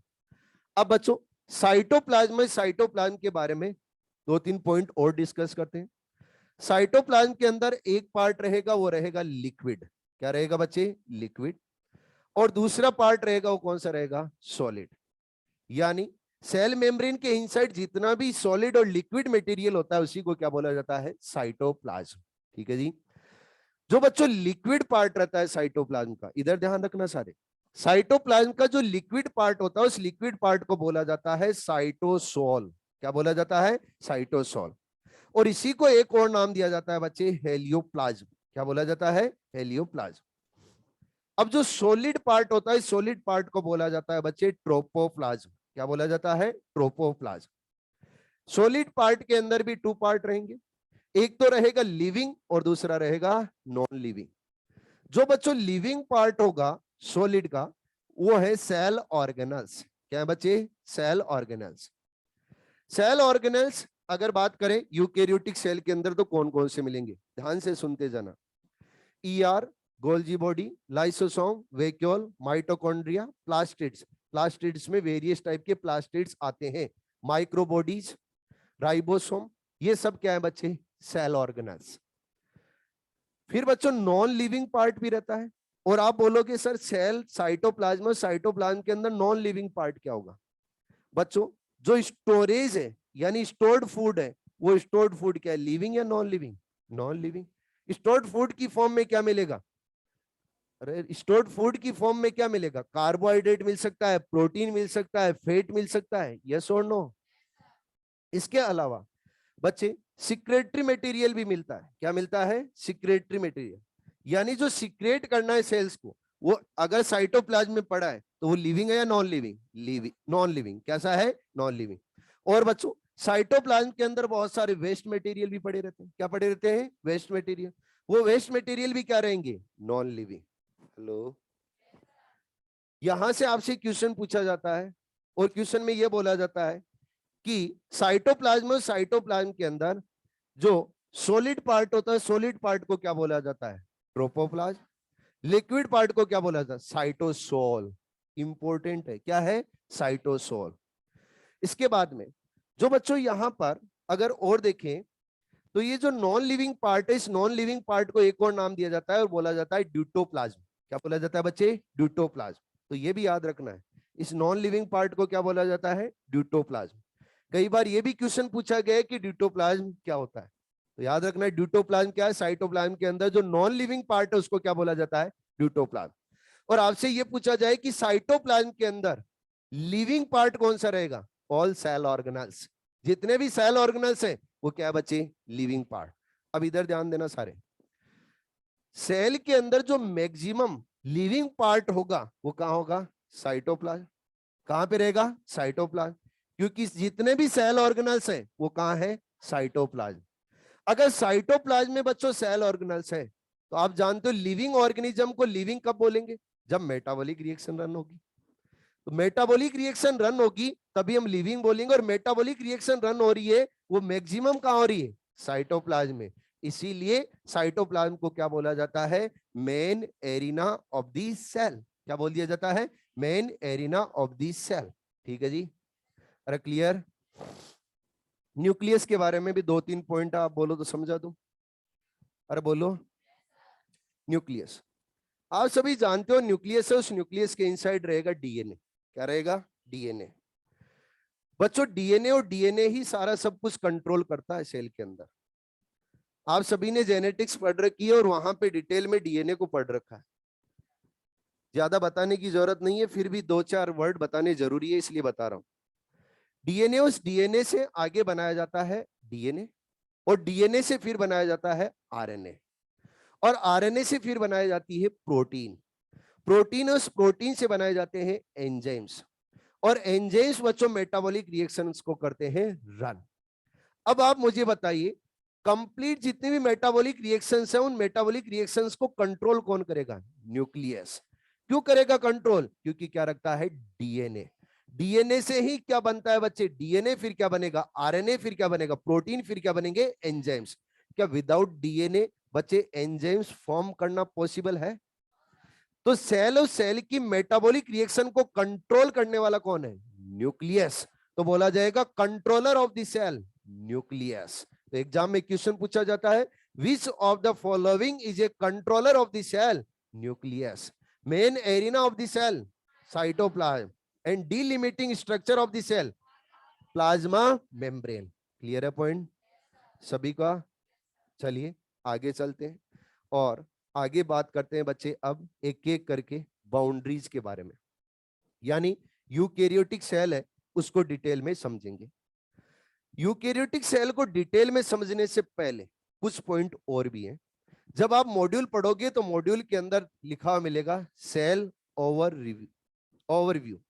सेल ओवरव्यू के अंदर यही जो मैंने बातें बोली है यही लिखी हुई मिलेगी, लेकिन एक पॉइंट वहां पे अलग से लिखा हुआ मिलेगा जिसमें आपको प्रॉब्लम आएगी, वो समझे आप। लिखने के लिए मैं दे दूंगा 1 मिनट, इधर ध्यान दो पहले आप बच्चे। यूकेरियोटिक सेल के लिए एक पॉइंट लिखा हुआ मिलेगा, एनसीईआरटी के अंदर भी मॉड्यूल के अंदर भी, कि यूकेरियोटिक सेल शो करती है कंपार्टमेंटलाइजेशन। क्या शो करती है? कंपार्टमेंटलाइजेशन। ये क्या होता है? कंपार्टमेंटलाइजेशन क्या होता है वो समझते हैं पहले बच्चे। ये आपके सामने रूम है, इस रूम के अंदर अभी क्या कंपार्टमेंट बने हुए? कोई कंपार्टमेंट नहीं है। लेकिन अगर मैं इसका पार्टीशन कर दूं, यहां पे कुछ लगा दूं और इधर लगा दूं, तो क्या अलग अलग इसके अंदर कंपार्टमेंट बन गए?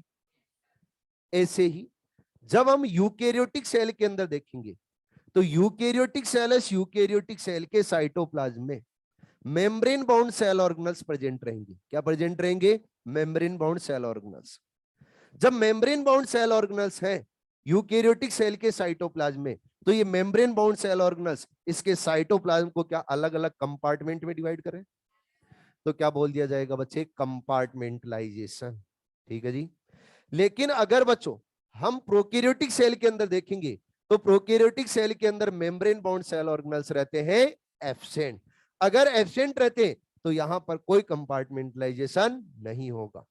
तो यूकेरियोटिक सेल कंपार्टमेंटलाइजेशन शो करती है, लेकिन प्रोकैरियोटिक सेल कंपार्टमेंटलाइजेशन शो नहीं करती। उसका रीजन क्या है? Due to absence of membrane bound cell organelles. ठीक है जी, अरे समझ में तो आ रहा है? अगला पॉइंट, अपना मॉड्यूल खोलिए आप। मॉड्यूल के अंदर आप जब देखोगे तो लिखा हुआ मिलेगा size and shape of the cell. क्या है? Size and shape of the cell. बच्चों डिफरेंट सेल की डिफरेंट साइज हो सकती है, और साइज की बात करें तो स्मॉलेस्ट जो सेल है वो स्मॉलेस्ट सेल बोला गया है माइकोप्लाज्मा की। किसकी? माइकोप्लाज्मा। मेज करते जाना डाटा। माइकोप्लाज्मा, उस माइकोप्लाज्मा की सेल की साइज दी गई है 0.3 माइक्रोमीटर। कितनी दी गई है? 0.3 माइक्रोमीटर। अब ऊपर देखिए आप, माइकोप्लाज्मा जीनस का एक मेंबर है जिसका नाम है पीपीएलओ। क्या नाम है? PPLO, pleuro pneumonia like organism. ये पीपीएलओ माइकोप्लाज्मा जीनस का मेंबर है। आप जानते हो जीनस है वो जीनस बड़ा होता है स्पीशीज से, यस और नो?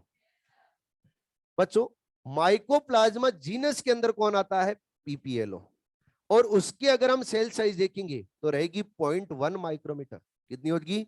0.1 माइक्रोमीटर।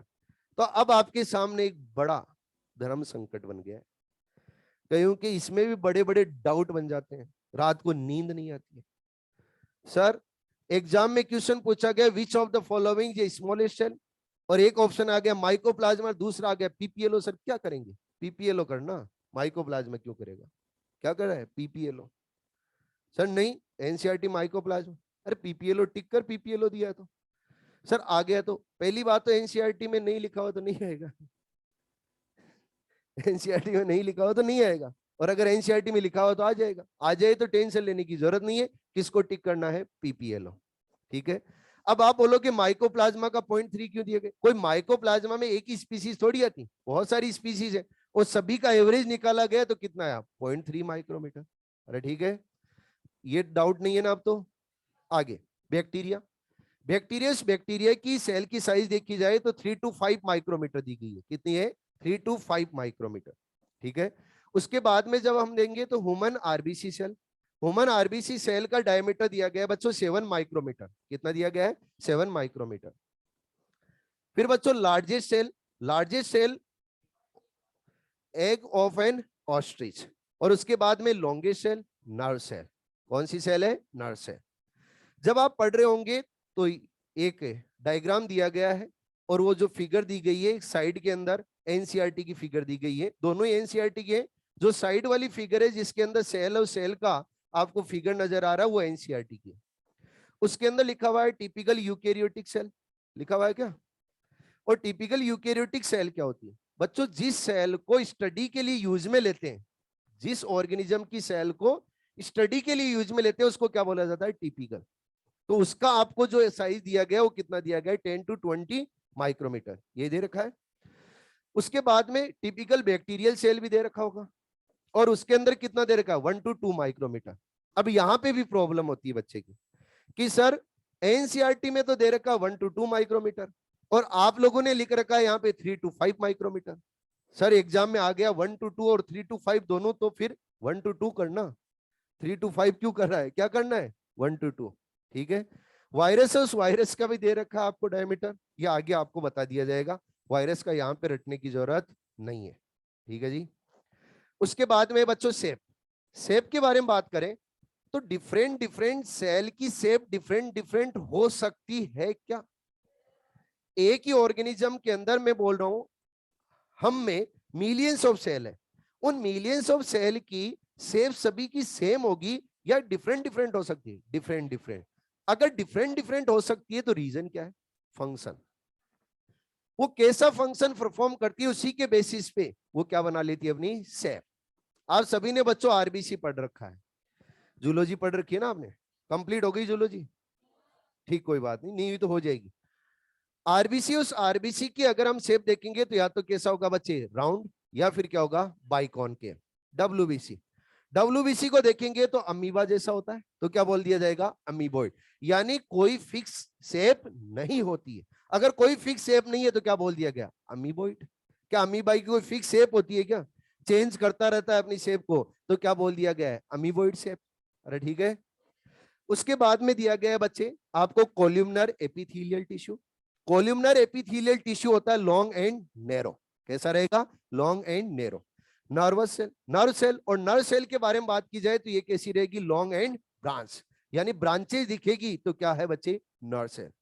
उसके बाद में ट्रेकिड सेल्स होती है, वो कैसी होती है? इनलोंगेटेड। कैसी रहेंगी? इनलोंगेटेड। और बच्चे लास्ट में दे रखा है मीजोफिल सेल। ये मीजोफिल सेल कहां होती है ये समझना जरूरी है बच्चों।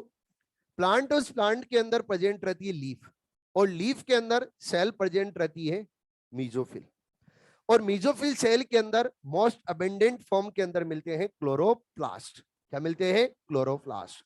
और क्लोरोप्लास्ट के अंदर एक पिगमेंट रहता है जिसका नाम है क्लोरोफिल, और क्लोरोफिल का कलर होता है ग्रीन। कैसा होता है? ग्रीन। ग्रीन कलर का पिगमेंट प्रेजेंट रहता है मीजोफिल सेल के अंदर, इसीलिए लीफ का कलर कैसा होता है? ग्रीन। ठीक है जी। तो याद रखना है, मीजोफिल सेल मैक्सिमम कहां प्रेजेंट रहेगी? लीफ में। और इनके अगर हम शेप देखेंगे तो राउंड रहेगी या फिर कैसी रहेगी, ओवल। कैसी रहेगी, या तो राउंड या फिर ओवल। ठीक है जी, अरे ठीक है, आप लोगों को इनको देखना है।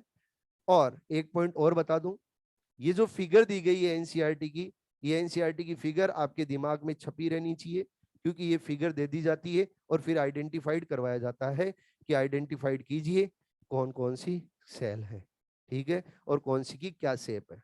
रहेगा याद? जिनको नोट करना है 1 मिनट।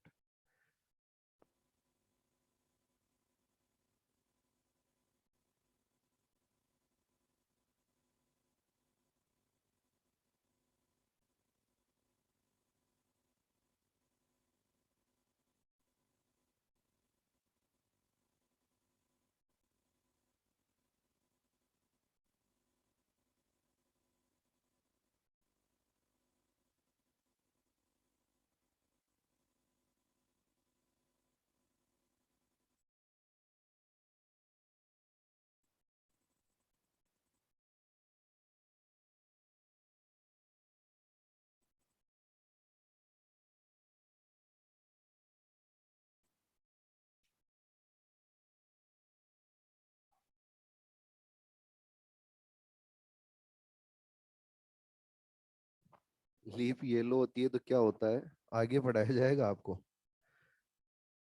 अभी येलो मत करो, ग्रीन ग्रीन ही रखो उसको। इतना जल्दी येलो कर दोगे कैसे फोटोसिंथेसिस करेगा।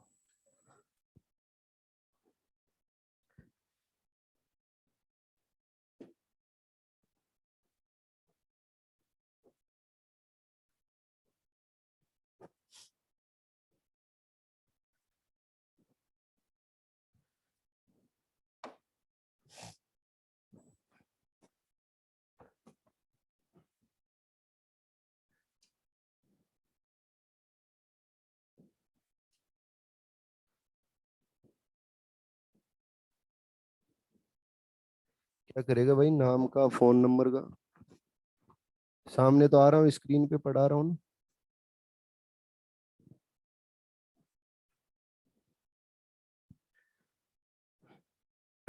समझ में तो आ रहा है ना आपको सभी को? कईयों को गहरी नींद आ रही है, हैं?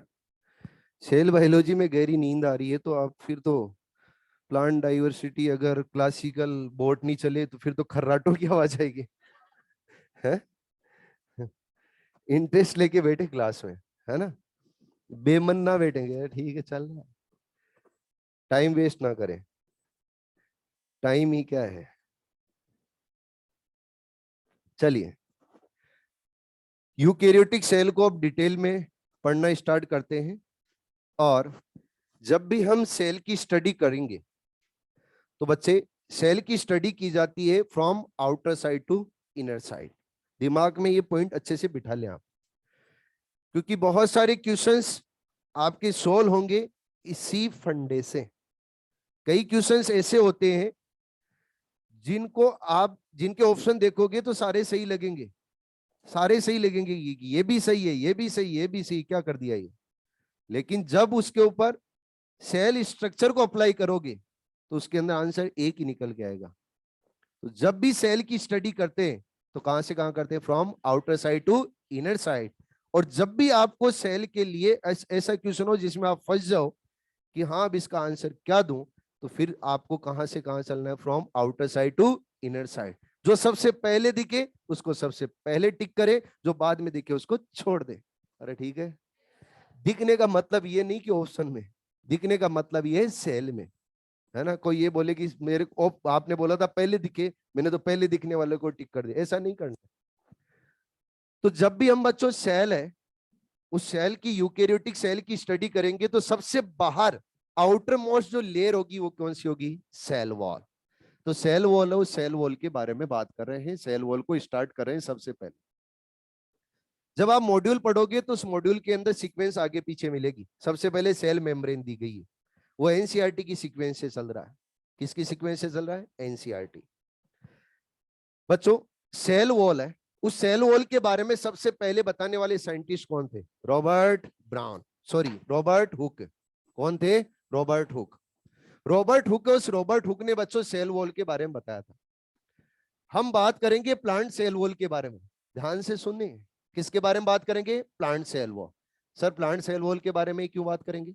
क्योंकि अपनी एनसीईआरटी ने जो सेल वॉल दी है वो कौन सी दी है? Plant cell wall. तो plant cell wall, plant cell wall की स्टडी करेंगे। प्लांट सेल वॉल के अंदर क्या क्या होता है, क्या प्रेजेंट होता है, क्या नहीं होता है, वो सारा सब कुछ आपको बताया जाएगा। तो सेल वॉल है, वो सेल वॉल होती है बच्चे हार्ड। कैसी होती है? हार्ड। हार्ड होती है और उसी को क्या बोल सकते हैं बच्चे? रिजिड होती है। कैसी रहती है? रिजिड। अब ये हार्ड और रिजिड क्यों होती है थोड़ी देर बाद में समझ में आएगा आपको। उसके बाद में नेक्स्ट पॉइंट देखें तो सेल वॉल होती है बच्चे नॉन लिविंग। कैसी होती है? Non living. नॉन लिविंग क्यों बोल रहा हूं सेल वॉल को? क्योंकि इसके अंदर कोई मेटाबॉलिक रिएक्शन रन नहीं होती। अगर कोई मेटाबॉलिक रिएक्शन रन नहीं हो रही है तो क्या बोला जाएगा? Non living. इसके अलावा सेल वॉल और सेल वॉल के अंदर बच्चे स्मॉल स्मॉल पोर्स प्रेजेंट रहते हैं। क्या प्रेजेंट रहते हैं? Small small pores. बहुत स्मॉल पोर्स प्रेजेंट रहते हैं, बहुत छोटे बच्चों पोर्स दिखेंगे। वो पोर्स है, उन पोर्स के through solute and solvent easily बच्चे ट्रांसपोर्ट हो सकते हैं। जब भी बच्चों सोल्यूट एंड सॉल्वेंट दोनों इजीली ट्रांसपोर्ट हो सकते हैं तो बोला जाता है परमिएबल। क्या बोला जाता है? परमिएबल। तो सेल वॉल और सेल वॉल क्या होती है बच्चे? परमिएबल। आप लोगों ने सॉल्यूशन पढ़ रखा होगा। सॉल्यूशन के अंदर टू पार्ट होते हैं, एक सोल्यूट होता है और दूसरा होता है सॉल्वेंट। बच्चों सोल्यूट और सॉल्वेंट है, उनकी परमिएबिलिटी के बेसिस पे मेम्ब्रेन से उन मेम्ब्रेन्स को 4 टाइप में डिवाइड किया गया है। 4 टाइप कौन कौन से? ध्यान से सुनते जाएं। First, permeable. अगर कोई मेम्ब्रेन सोल्यूट एंड सॉल्वेंट दोनों को इजीली अलाउ करती है तो क्या बोला जाएगा? परमिएबल। अगर कोई मेम्ब्रेन सॉल्वेंट और सॉल्वेंट को तो इजीली अलाउ करती है लेकिन सोल्यूट को अलाउ नहीं करती है तो उसको नाम दे दिया जाएगा सेमी परमिएबल। एक आती है सेलेक्टिव परमिएबल। बच्चे सॉल्वेंट और सॉल्वेंट को तो इजीली अलाउ करती है लेकिन सोल्यूट और सोल्यूट का करती है सिलेक्शन, यानी रिक्वायरमेंट होने पे ही सोल्यूट को ट्रांसपोर्ट करवाएगी, अगर रिक्वायरमेंट नहीं होगी तो सोल्यूट को ट्रांसपोर्ट नहीं करवाएगी। तो इसी को क्या बोला जाएगा? Selective permeable. और एक होता है इम्परमिएबल, ना बच्चे सोल्यूट को जाने देगी ना सॉल्वेंट को, तो उसको क्या बोला जाएगा? इम्परमिएबल। अपने सामने जो सेल वॉल है वो सेल वॉल की नेचर कैसी है बच्चे? परमिएबल। अगर परमिएबल है तो ये सोल्यूट एंड सॉल्वेंट दोनों को इजीली अलाउ करेगी। ठीक है जी। क्वेश्चन ये आता है कि सेल वॉल किस किस में प्रेजेंट होती है और किस में एब्सेंट होती है। तो सबसे पहले हम देखेंगे कि प्रेजेंट किस किस में होती है।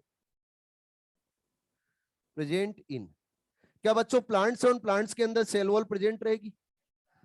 आप सभी ने क्या एल्गी का नाम सुना है? एल्गी के अंदर भी सेल वॉल प्रेजेंट होती है। क्या आप सभी ने बच्चों फंजाई का नाम सुना है? फंजाई के अंदर भी सेल वॉल प्रेजेंट होती है। क्या आपने बैक्टीरिया का नाम सुना है? बैक्टीरिया के अंदर भी सेल वॉल प्रेजेंट होती है। क्या आपने बच्चों आर्की बैक्टीरिया का नाम सुना है? आर्की बैक्टीरिया भी एक बैक्टीरिया है और इसके अंदर भी सेल वॉल प्रेजेंट होती है। फिर बात आती है कि सेल वॉल एब्सेंट किस में होती है। एब्सेंट की बात करें तो एब्सेंट इन एनिमल्स। क्या अपने अंदर बच्चों सेल वॉल प्रेजेंट है? बच्चों माइकोप्लाज्मा, उस माइकोप्लाज्मा के अंदर भी सेल वॉल रहती है एब्सेंट। और एक और है यूग्लिनोइड्स। कौन है बच्चे? यूग्लिनोइड्स। यूग्लिनोइड्स और यूग्लिनोइड्स के अंदर भी सेल वॉल्स रहेगी एब्सेंट। अब देखिए प्रोकैरियोटिक सेल रखने वाले कौन है इनमें, यूकैरियोटिक सेल रखने वाले कौन है इनमें, ये भी थोड़ी सी बात होनी जरूरी है, इधर ही ध्यान रखना। Plants, all plants are eukaryotes. Algae eukaryotes, fungi eukaryotes, bacteria prokaryotes, archaebacteria prokaryotes. ठीक है जी। बच्चों अगर हम बात करें एनिमल्स की, eukaryotes, mycoplasma prokaryotes, euglenoids eukaryotes, prokaryotes नहीं क्या है? यूकैरियोट्स। और यूनिसेलुलर यूकैरियोट्स होते हैं। कैसे होते हैं? Unicellular eukaryotes. अब मैं आपको बोलूं, क्या सभी यूकैरियोट्स सेल वॉल रखते हैं? अरे देख के बोलना है, सोचना नहीं है। क्या सभी यूकैरियोट्स में सेल वॉल प्रेजेंट होती है? नहीं। क्या सभी प्रोकैरियोट्स में सेल वॉल होती है? श्योर? क्या देखो, हम जान रहे हैं कि माइकोप्लाज्मा के अंदर सेल वॉल क्या होती है? एब्सेंट। लेकिन एनसीईआरटी के अंदर लिखा हुआ है कि all prokaryotes having cell wall. यानी वहां पर माइकोप्लाज्मा एक्सेप्शन को क्या कर दिया जाता है, नेग्लेक्ट। जब एक्सेप्शन है ये, इसको नेग्लेक्ट कर दिया गया, तो बच्चे वहां पर क्या बोला गया कि ऑल प्रोकैरियोट्स क्या रखते हैं, सेल वॉल। लेकिन बच्चे हम यहां पर यूकैरियोट्स के लिए ये नहीं बोल सकते कि all eukaryotes having cell wall, क्योंकि एनिमल्स का बहुत बड़ा ग्रुप है। एनिमल्स का कोई छोटा ग्रुप नहीं है, बहुत बड़ा ग्रुप है, लार्ज ग्रुप है। और इस लार्ज ग्रुप के अंदर सेल वॉल क्या रहती है, एब्सेंट। तो याद रखना है, जितने भी यूकैरियोट्स हैं उन सभी यूकैरियोट्स के अंदर सेल वॉल नहीं मिलती, कुछ लिमिटेड के अंदर ही सेल वॉल प्रेजेंट होती है। अरे ठीक है बच्चों, सेल वॉल जिनके अंदर प्रेजेंट है तो फिर उनके कंपोनेंट क्या है। सेल वॉल के कंपोनेंट्स के बारे में बात करें तो अगला पॉइंट आता है कंपोनेंट ऑफ सेल वॉल।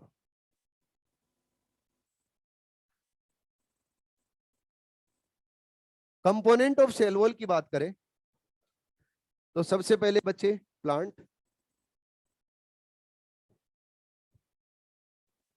सबसे पहले किसके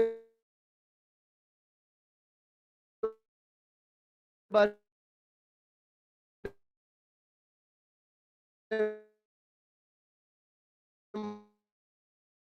बादल के अंदर मिलता है बच्चे, सेल्यूलोज। क्या मिलता है, सेल्यूलोज। इसके अलावा मिलता है बच्चे हेमी सेल्यूलोज। क्या मिलता है, हेमी सेल्यूलोज। हेमी सेल्यूलोज के अलावा क्या मिलेगा, पैक्टीन। एंड मिलेगा बच्चे प्रोटीन। क्या मिलेगा, प्रोटीन्स। तो बताओ क्या क्या मिलता है प्लांट सेल वॉल में, सेल्यूलोज, बोलिए क्या क्या, cellulose, hemicellulose, pectin and protein. ठीक है जी बच्चे, हम एल्गी की सेल वॉल के बारे में बात करें। किसकी cell wall, algae. Algae cell wall के अंदर मिलेगा सेल्यूलोज। क्या मिलता है, सेल्यूलोज। सेल्यूलोज के अलावा गैलेक्टोज नहीं, गैलेक्टेंस। क्या मिलता है, गैलेक्टेंस। गैलेक्टेंस के अलावा मिलता है बच्चे मेनेंस and mineral like calcium carbonate. कुछ एल्गी ऐसे भी होंगे जिनकी सेल वॉल के अंदर पेक्टिन भी मिलेगा। कुछ एल्गी ऐसे भी होंगे जिनकी सेल वॉल के अंदर क्या मिलेगा, pectin. For example green algae. Green algae की सेल वॉल के अंदर पेक्टिन भी प्रेजेंट होता है। कुछ रेड एल्गी ऐसे होते जिनकी सेल वॉल के अंदर क्या मिलता है, पेक्टिन। टाइम कितने बजे तक है अपना, 10 बजे तक का है ना, ठीक है।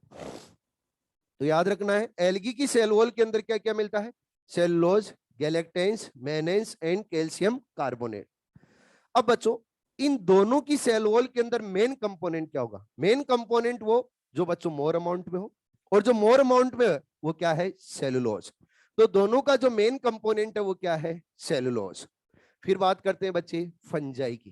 किसकी बात कर रहे हैं, फंजाई। फंजाई, उस फंजाई की सेल वॉल के अंदर प्रेजेंट रहता है बच्चे काइटिन। क्या है बच्चे, काइटिन। काइटिन आप जानते हो क्या है, पॉलीसेकेराइड। याद है क्या। उसके बाद में बैक्टीरिया, और बैक्टीरिया, इस बैक्टीरिया की सेल वॉल के अंदर प्रेजेंट रहता है बच्चे पेप्टाइडोग्लाइकेन। क्या प्रेजेंट रहता है, पेप्टाइडोग्लाइकेन। अब अगर आर्की बैक्टीरिया की बात करेंगे तो आर्की बैक्टीरिया की सेल वॉल के बारे में जाने तो आर्की बैक्टीरिया की सेल वॉल के अंदर प्रेजेंट रहते हैं बच्चे कॉम्प्लेक्स पॉलीसेकेराइड। क्या प्रेजेंट रहते हैं, कॉम्प्लेक्स पॉलीसेकेराइड। अब देखो जितने भी यहां पर हमने बात की है सभी के बारे में, उनकी सेल वॉल के अंदर मेजर कंपोनेंट क्या है, मेजर कंपोनेंट क्या, मेजर कंपोनेंट कार्बोहाइड्रेट है। सुनो पूरी बात, कार्बोहाइड्रेट है, प्रोटीन है, या फैट है, carbohydrate. Cellulose carbohydrate, hemicellulose carbohydrate, pectin carbohydrate, protein तो प्रोटीन होता ही है, cellulose carbohydrate, galactans carbohydrate, mannans carbohydrate, ये तो मिनरल है। Chitin carbohydrate, peptidoglycan, peptide bond भी है, और ग्लाइकेन मतलब क्या है, पॉलीसेकेराइड है। अरे ठीक है। उसके बाद में आर्की बैक्टीरिया, कॉम्प्लेक्स पॉलीसेकेराइड मतलब क्या है, कार्बोहाइड्रेट। तो क्या हम बोल सकते हैं कि जितने भी सेल वॉल रखने वाले ऑर्गेनिज्म है उनकी सेल वॉल का मेजर कंपोनेंट क्या है, कार्बोहाइड्रेट। अब कार्बोहाइड्रेट में भी अगर और आंसर हम जानना चाहें तो क्या आता है आंसर, पॉलीसेकेराइड। कैसे, सेलुलोज पॉलीसेकेराइड है, हेमीसेलुलोज पॉलीसेकेराइड है, पेक्टिन पॉलीसेकेराइड है। अरे इधर ध्यान रखें, सेलुलोज पॉलीसेकेराइड है, गैलेक्टेंस भी क्या है, पॉलीसेकेराइड, मेनेंस भी क्या है, पॉलीसेकेराइड। गैलेक्टोज मोनोसेकेराइड है, मेनोज मोनोसेकेराइड है, लेकिन गैलेक्टेंस एंड मेनेंस क्या है, पॉलीसेकेराइड। काइटिन क्या है, पॉलीसेकेराइड। बच्चे ग्लाइकेन्स क्या है, पॉलीसेकेराइड, और यहां पर भी क्या है, पॉलीसेकेराइड। तो क्या मैं ये बोल सकता हूं कि जो ऑर्गेनिज्म सेल वॉल रखता है उस सेल वॉल के अंदर मेजर कंपोनेंट क्या मिलेगा, पॉलीसेकेराइड। और पॉलीसेकेराइड क्या है बच्चे, कार्बोहाइड्रेट। क्लियर है पॉइंट अच्छे से।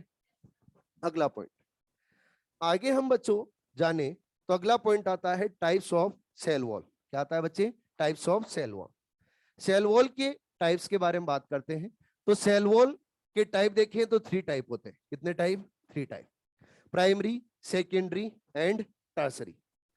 अब ये प्राइमरी, सेकेंडरी, टर्सरी कौन कौन सी होती है, क्या होती है, इनके बारे में जानते हैं। नेक्स्ट पॉइंट क्या आता है, टाइप ऑफ सेल वॉल।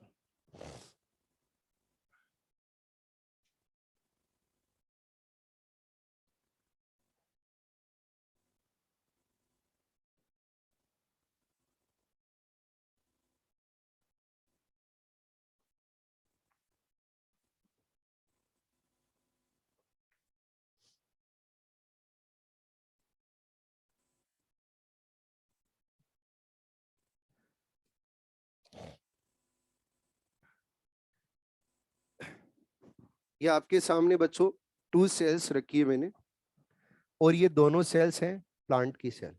किसकी सेल है, प्लांट सेल। प्लांट सेल है। आप सभी जानते हो प्लांट्स और प्लांट्स की बॉडी होती है मल्टी सेलर, कुछ हो सकते हैं यूनिसेलर भी हो, लेकिन अभी हम किसके बारे में बात करें, मल्टी सेलर। अब मल्टी सेलर ऑर्गेनिज्म है, मल्टी सेलर उनकी बॉडी है, तो सेल्स उन सेल्स को तो अटैच करना तो जरूरी है। अगर सेल्स आपस में अटैच नहीं हुई तो बॉडी का फॉर्मेशन नहीं हो पाएगा। कैसे होता है बॉडी का फॉर्मेशन, प्लांट बॉडी का, वो समझते हैं पहले, फिर टाइप पे चलते हैं। ये कोई जमाने में बिल्डिंग बनाई गई थी। जब ये बिल्डिंग खड़ी की गई तो बेसिक रिक्वायरमेंट क्या थी, ब्रिक्स। बच्चों ब्रिक्स से ही ओनली बिल्डिंग नहीं बनी है, सीमेंट। सीमेंट ब्रिक्स के बीच में लगाया गया और उनको अटैच किया गया, और क्या बनाई गई, वॉल्स। जब वॉल बनी तो फिर क्या बनी बच्चे, बिल्डिंग। ऐसे ही सेल्स उन सेल्स को आपस में अटैच किया गया, और अटैच करने के लिए प्लांट, उस प्लांट के अंदर भी एक सीमेंट होता है, वो सीमेंट इन सेल्स को आपस में करता है अटैच। जो प्लांट के अंदर सीमेंट प्रेजेंट रहता है सेल्स को आपस में अटैच करने के लिए, उस सीमेंट को बोला जाता है मिडल लेमिला। क्या बोला जाता है, मिडल लेमिला। यानी 2 प्लांट सेल्स को आपस में अटैच करेगा तो कौन करेगा बच्चे, मिडल लेमिला। अब इस मिडल लेमिला को हमने नाम दिया है बच्चे प्लांट सीमेंट। क्या नाम दिया है, प्लांट सीमेंट। क्यों, क्यों नाम दिया है वो भी आप जानते हो, क्योंकि यहाँ पे बिल्डिंग बनाने के लिए जो सीमेंट काम कर रहा है वो यहाँ पे मिडल लेमिला वर्क कर रहा है, इसलिए इसको नाम क्या दे दिया गया है, प्लांट सीमेंट। अब सीमेंट के अंदर भी आप जानते होंगे कोई ना कोई कंपोनेंट तो होते होंगे, तो यहाँ मिडल लेमिला के अंदर भी कुछ ना कुछ तो ऐसा होगा ही जो आपस में अटैच कर रहा है। बच्चों मिडल लेमिला के अगर कंपोनेंट देखें तो मिडल लेमिला के अंदर प्रेजेंट रहता है calcium pectate and magnesium pectate. एक तो क्या रहता है, कैल्शियम पेक्टेट, और दूसरा क्या रहता है बच्चे, magnesium pectate. Calcium and magnesium pectate. अब कैल्शियम और मैग्नीशियम पेक्टेट में से जो मेनली प्रेजेंट रहता है, यानी जो मोर अमाउंट में रहता है, वो कौन सा रहता है, कैल्शियम पेक्टेट। तो आपसे क्वेश्चन पूछा जाए कि mainly middle lamella found by calcium pectate, और कुछ भी नहीं दिया है, मेनली भी नहीं दिया, कुछ भी नहीं हो, और बोला जाए, और आपसे पूछा जाए component of middle lamella, first option calcium pectate, second option magnesium pectate. बच्चे 1 और 2 वाला ऑप्शन नहीं है, तो फिर किसको प्रायोरिटी देनी है, कैल्शियम पेक्टेट, क्योंकि मोर अमाउंट के अंदर क्या है, कैल्शियम पेक्टेट। अरे ठीक है। तो आपसे आपसे पूछा जाए कि प्लांट सीमेंट क्या है, मिडल लेमिला। मिडल लेमिला के कंपोनेंट क्या है, कैल्शियम एंड मैग्नीशियम पेक्टेट। और मिडल लेमिला का फंक्शन क्या है, तो फंक्शन में क्या बताना है, attach to two, attach to two neighbouring cell. जो नेबरिंग सेल से 2 होनी चाहिए। सिंगल सेल को किससे अटैच करेंगे, यानी मिनिमम कितनी सेल होनी चाहिए, 2। उन सेल्स को आपस में अटैच करने के लिए रिस्पॉन्सिबल कौन है, मिडिल लेमिला। याद रहेगा। मैं यहाँ पे ये जोर देख के क्यों बोल रहा हूं, क्योंकि आगे ऐसे ही स्टेटमेंट आएंगे जो आपको कंफ्यूज करेंगे थोड़ी देर बाद में। कंफ्यूज नहीं होना है। 2 सेल्स को आपस में अटैच करने के लिए रिस्पॉन्सिबल कौन है, मिडिल लेमिला। ठीक है जी बच्चों, जब प्लांट उस प्लांट की लाइफ में सेल के अंदर सबसे पहले जो सेल वॉल फॉर्म होती है, उस सेल वॉल को बोला जाता है प्राइमरी वॉल। क्या बोला जाता है? Primary wall. प्राइमरी वॉल है, प्राइमरी वॉल लाइफ के अंदर सबसे पहले फॉर्म हुई है, इसलिए इसको नाम क्या दे दिया गया है? प्राइमरी। जब बच्चों प्राइमरी वॉल फॉर्म होती है तो उसके नीचे की तरफ फॉर्म होती है सेकेंडरी वॉल। कौन सी फॉर्म होती है? Secondary wall. सेकेंडरी वॉल है, सेकेंडरी वॉल बच्चों सेकंड नंबर पे फॉर्म हो रही है। कौन से नंबर पे फॉर्म हो रही है? सेकंड पे। सेकंड नंबर पे फॉर्म हुई, इसलिए इसको प्यार से क्या बोल दिया गया? Secondary wall. बच्चों प्राइमरी वॉल की आपको लेयर कितनी नजर आ रही है? सिंगल या मेनी? सिंगल। लेकिन सेकेंडरी वॉल बच्चे मेनी लेयर्स रखती है। अगर मेनी लेयर्स रखती है तो इसको बोला जाएगा बच्चे मल्टी लेयर्ड। क्या बोल दिया जाएगा? Multi layered. तो सेकेंडरी वॉल है वो मल्टी लेयर्ड होती है, लेकिन प्राइमरी वॉल है होती है बच्चे सिंगल लेयर्ड। जो सेकेंडरी वॉल अगर मल्टी लेयर्ड है, ध्यान से सुनिए पॉइंट, जब सेकेंडरी वॉल बच्चों मल्टी लेयर्ड है तो उसकी भी अलग से नेमिंग की गई, और नेमिंग की गई तो सबसे पहले जो सेकेंडरी वॉल की वॉल फॉर्म हुई उसको नाम दे दिया गया S1, उसके बाद में नाम दिया गया S2, उसके बाद में नाम दिया गया S3, उसके बाद में नाम दिया जाएगा S4, उसके बाद में S5, इसके बाद में S5। ऐसे ही कंटिन्यूस नेमिंग की जाएगी। लेकिन नेमिंग और नेमिंग कहां से कहां होगी? आउटर टू इनर साइड या inner side to outer side? Outer side to inner side, क्योंकि सबसे पहले फॉर्म होगी वो कहां जाएगी? बाहर की तरफ, और जो बाद में फॉर्म होगी वो कहां रहेगी? अंदर की तरफ। अरे ठीक है बच्चों, एक और वॉल होती है, उसको बोला जाता है टर्सरी वॉल। क्या बोला जाता है? Tertiary wall. और ये टर्सरी वॉल सभी प्लांट्स के अंदर नहीं मिलती। फिर से बोल रहा हूं, टर्सरी वॉल सभी प्लांट्स के अंदर नहीं मिलती, कुछ ही प्लांट्स के अंदर टर्सरी वॉल मिलती है। For example gymnosperm. क्या बच्चे? जिम्नोस्पर्म। जिम्नोस्पर्म एक प्लांट का ग्रुप है, उस ग्रुप के अंदर ही आपको क्या मिलेगी? Tertiary wall. एंजियोस्पर्म के अंदर टर्सरी वॉल नहीं होती। और बच्चों आपको इनर मोस्ट यहां पे टर्सरी वॉल के इनसाइड क्या मिलेगी? Cell membrane. अरे क्या मिलेगी बच्चे? Cell membrane. और ये कौन सी वॉल है? Tertiary wall. अब आपसे पूछा जाए और क्वेश्चन में ये बोला जाए टुवर्ड्स द सेल मेम्ब्रेन, ध्यान से सुनना point, towards the cell membrane कौन सी वॉल होती है? प्राइमरी, सेकेंडरी या टर्सरी? अरे प्राइमरी, सेकेंडरी या टर्सरी? पक्का ना? सभी तो दो आंसर, कौन सा? टर्सरी। कई लोग आप लोगों में से आंसर देंगे प्राइमरी। नहीं बच्चे, प्राइमरी कभी भी नहीं देना है। मैं देखता हूं जिद करते हैं कई बच्चे आके, सर प्राइमरी होगा। अरे बच्चे जो सबसे पहले फॉर्म होगा वो बाहर की तरफ जाएगा, जो बाद में फॉर्म होगा वो अंदर की तरफ रहेगा। क्यों? क्योंकि इनके कंपोनेंट तो सेल ही फॉर्म करेगी। कंपोनेंट सेल फॉर्म करके सेल आउटर साइड रिलीज करेगी तो क्या बन जाएगी? Cell wall. क्या बन जाएगी? Cell wall. थोड़ा सा इमेजिन करना, अगर यहां पे नहीं बोल के हम यहां पे बोलते, यहां पे नहीं बोल के इसको यहां पे बोलते टर्सरी को, तो क्या ये टर्सरी यहां पे पॉसिबल थी क्या फॉर्म होना? नहीं। यहां यहां से जो मटेरियल सीक्रेट करते, क्या उसको क्रॉस करके यहां बाहर ले जाना पॉसिबल था? नहीं। इसीलिए जो न्यू वॉल फॉर्म होगी वो अंदर की तरफ, जो बच्चे पहले ही फॉर्म हुई है वो कहां जाएगी? बाहर की तरफ।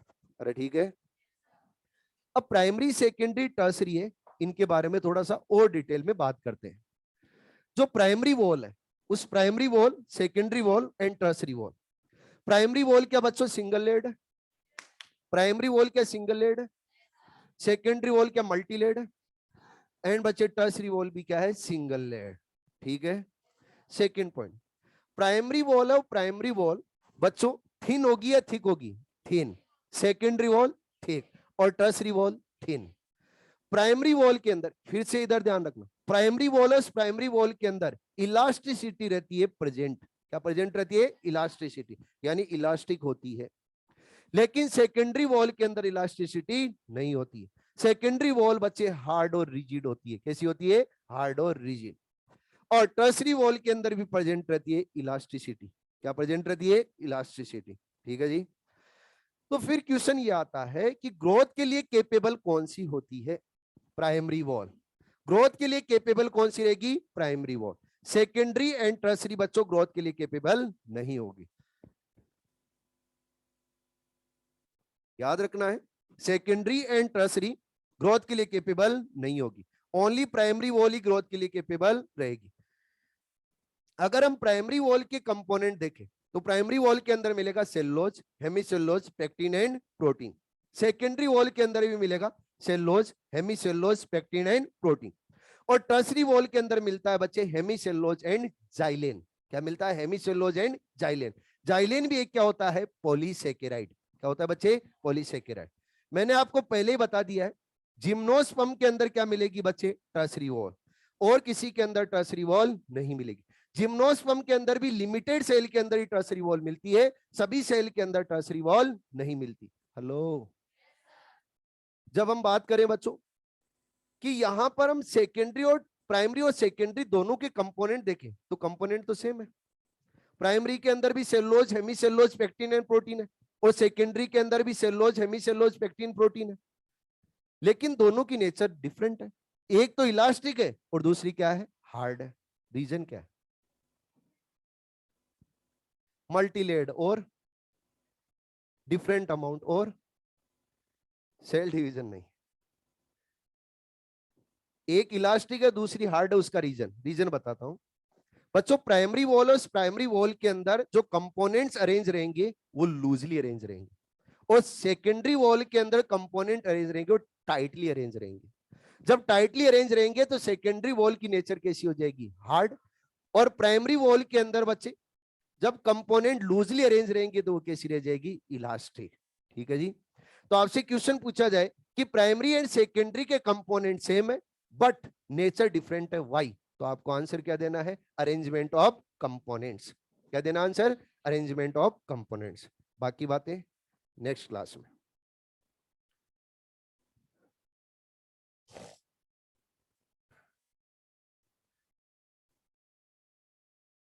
ऑनलाइन स्टूडेंट्स, ऑनलाइन वाले, समझ में आया?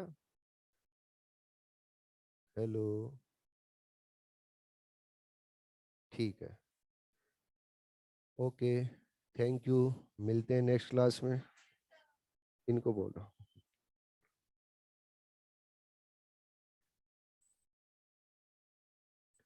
मेरे से पढ़े हो, अच्छी बात है।